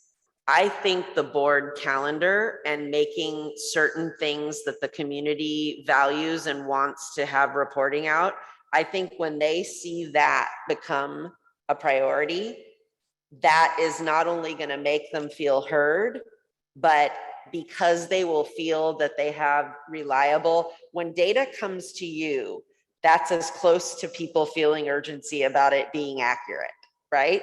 So when you make it a priority and it's public, I think you're going to see, especially your communities, be very excited about, and be careful what you wish for, because when you're willing to put up data that is you know, that has some concerns in it, you're opening yourself up for conversations. But I also think your community is hungry to have important conversations with you. And I think that if you moved to a cluster model where the whole cluster was together and the board member could go to the meetings and hear from the community, and that the data that was presented at the board would also be presented at the cluster, what a great opportunity to meet people on the ground and start to build like a powerful position about certain things that could influence the district and keep things coherent. Thank you for that. On slide 53, on your finding number 7, on bullet point 4, provide base staffing projections and allocations. Is that a reference to the staffing matrix? Or is that a reference? Could you clarify that one for me? Yeah, so what I meant by that is that what I'm used to seeing, and I did see a couple sheets that got close to this, but what I am used to, whoops, which slide were we? Forgive me. It wasn't, was it master schedule oversight? Which slide? It was that one. Okay. The fourth bullet. Yeah. Okay. What I meant by this is what I would expect to see in base allocations is right before Christmas comes, right? Like right before the holidays come, I would expect there would be some projection, some enrollment projection given to principals, right?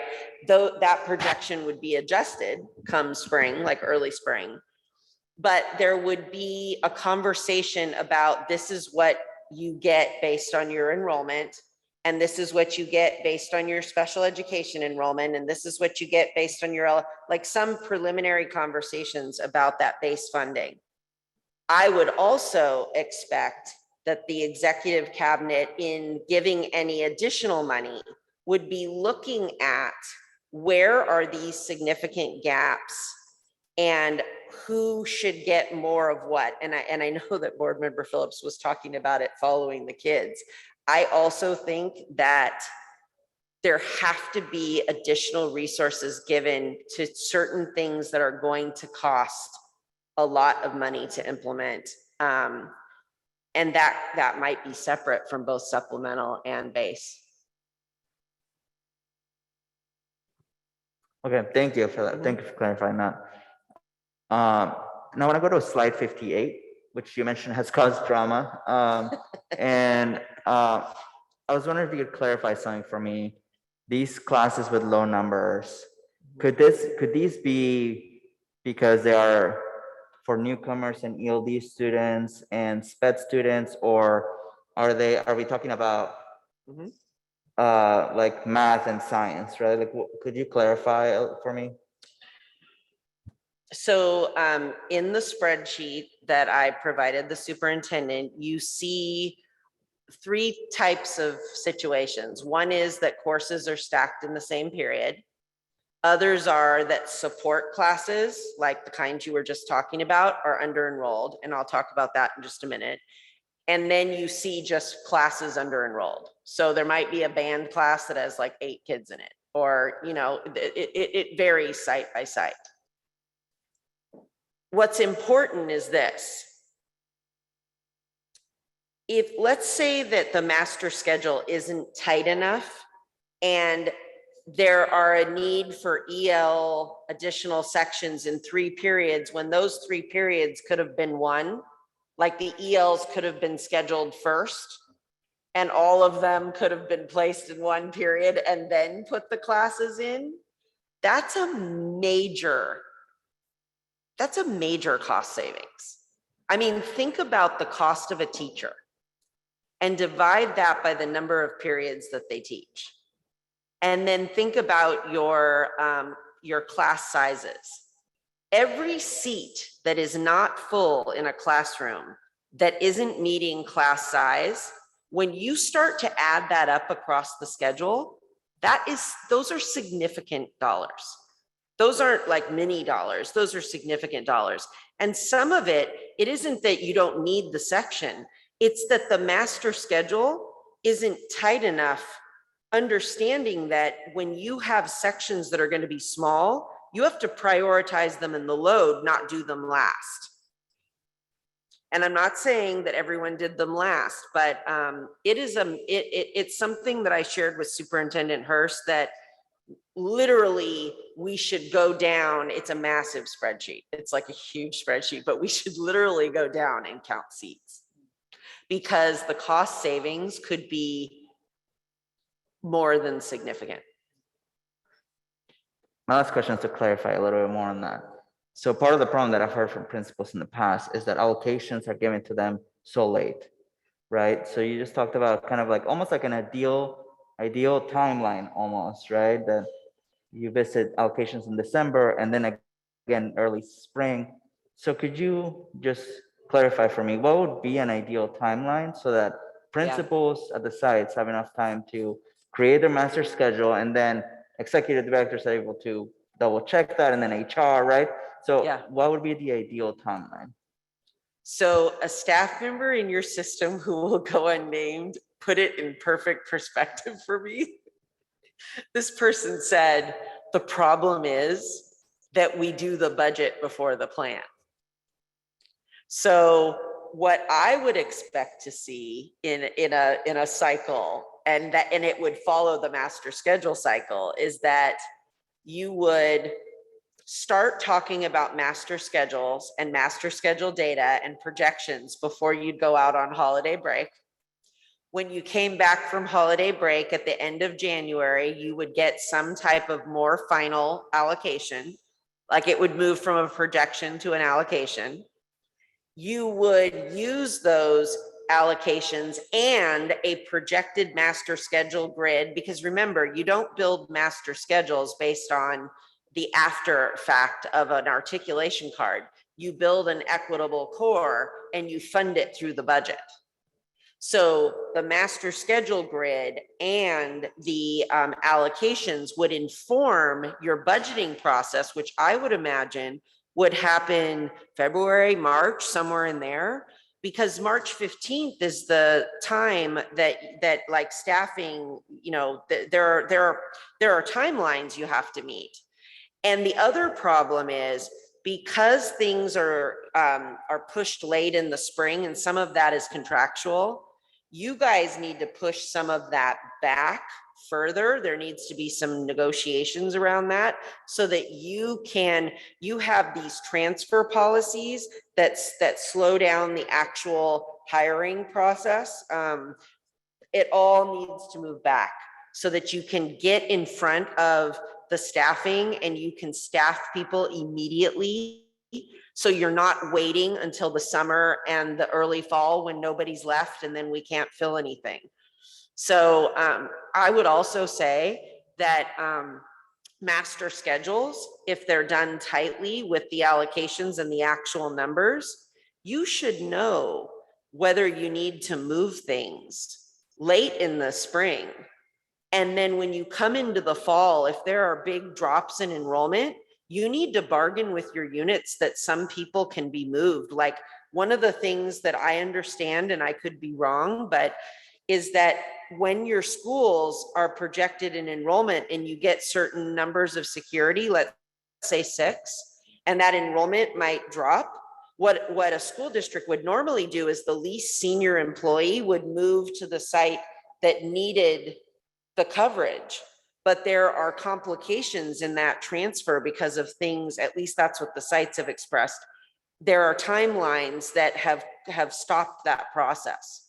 So I can provide you with an actual year-long example of where all of this would fit and what all 3 systems would be doing, HR, operations, and CNI, and what they would all be doing in the 12 months. Thank you. I would love to see that. I appreciate that explanation. And we do have that language, by the way, where teachers can be moved depending on allocation. Okay, board, we have 14 minutes. So with your questions, please be succinct. The presenter, please try to be succinct as well. Okay.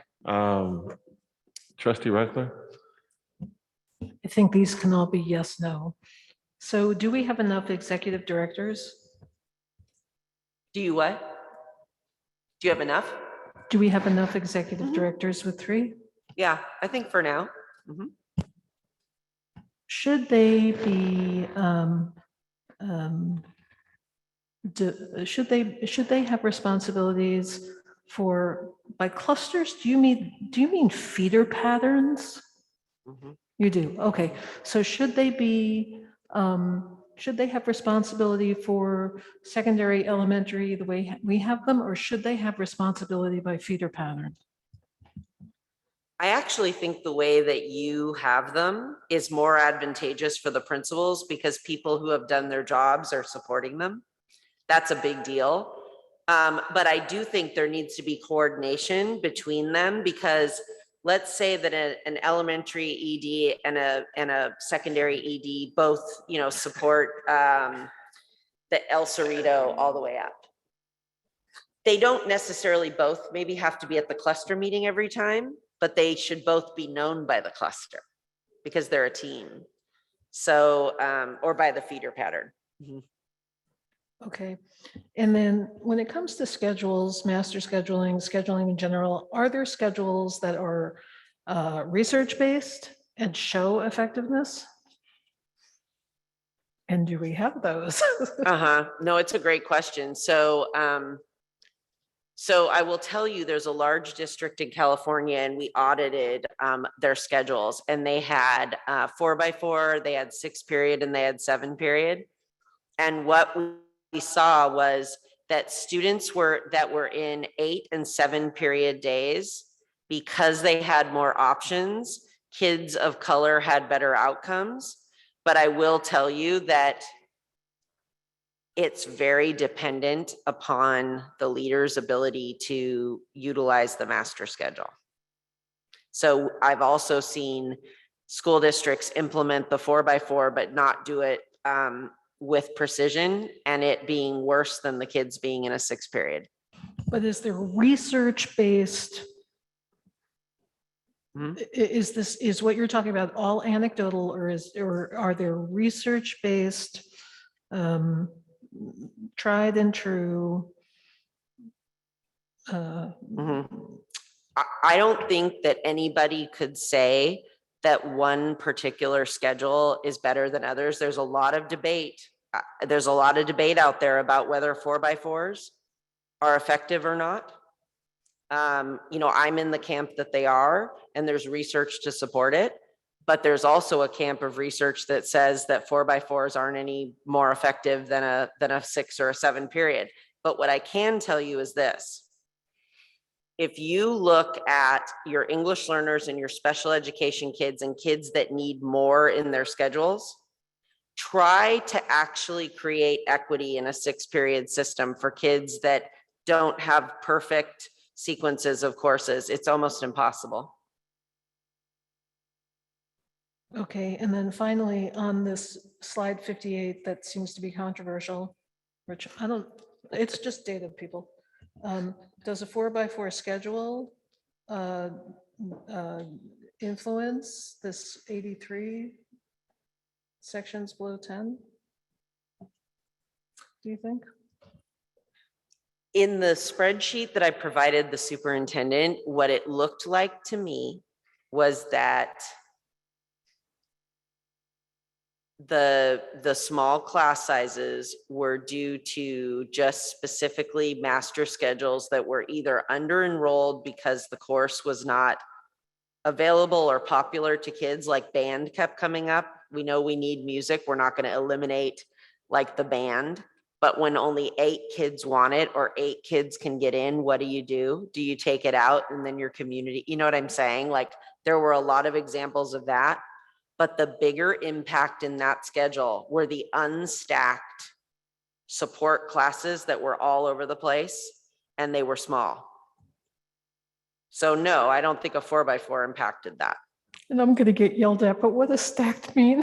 So a stacked class is when, let's say you have ELD1 and you've only got 2 kids in it, but you might have ELD2 and you've got 2 kids in it. You put them in the same period with the same teacher, but you differentiate what you're doing. So then there'd be 4 kids in the class, but that's still massively under enrolled, right? And the question is, does your Title III, like you can't supplant with your Title III. And so it really is a question of allocations, because when you put those smaller classes in, you're creating a need for more sections. Thank you. We have 9 minutes. Co, if you have follow-up questions, and then Trujillo, please try to be succinct. I just have one question. It's on slide 41 of just the roadmap of core beliefs. How can we ensure safety and like positive school cultures and have a set common like expectations for all students if they're not being surveyed on the policies being forced upon them? For example, like students not having surveys and not being asked about whether or not to put away our phones despite it not being discussed. Like, how can we make sure that students feel as though this is like, you know, fair for them, right? Because a lot of our assignments and a lot of our, you know, grades and Power School and everything is on our phones. We are on our phones for that reason. So how are we like, you know, for sure that this is like fair for us students from a teacher's perspective, and, you know, just.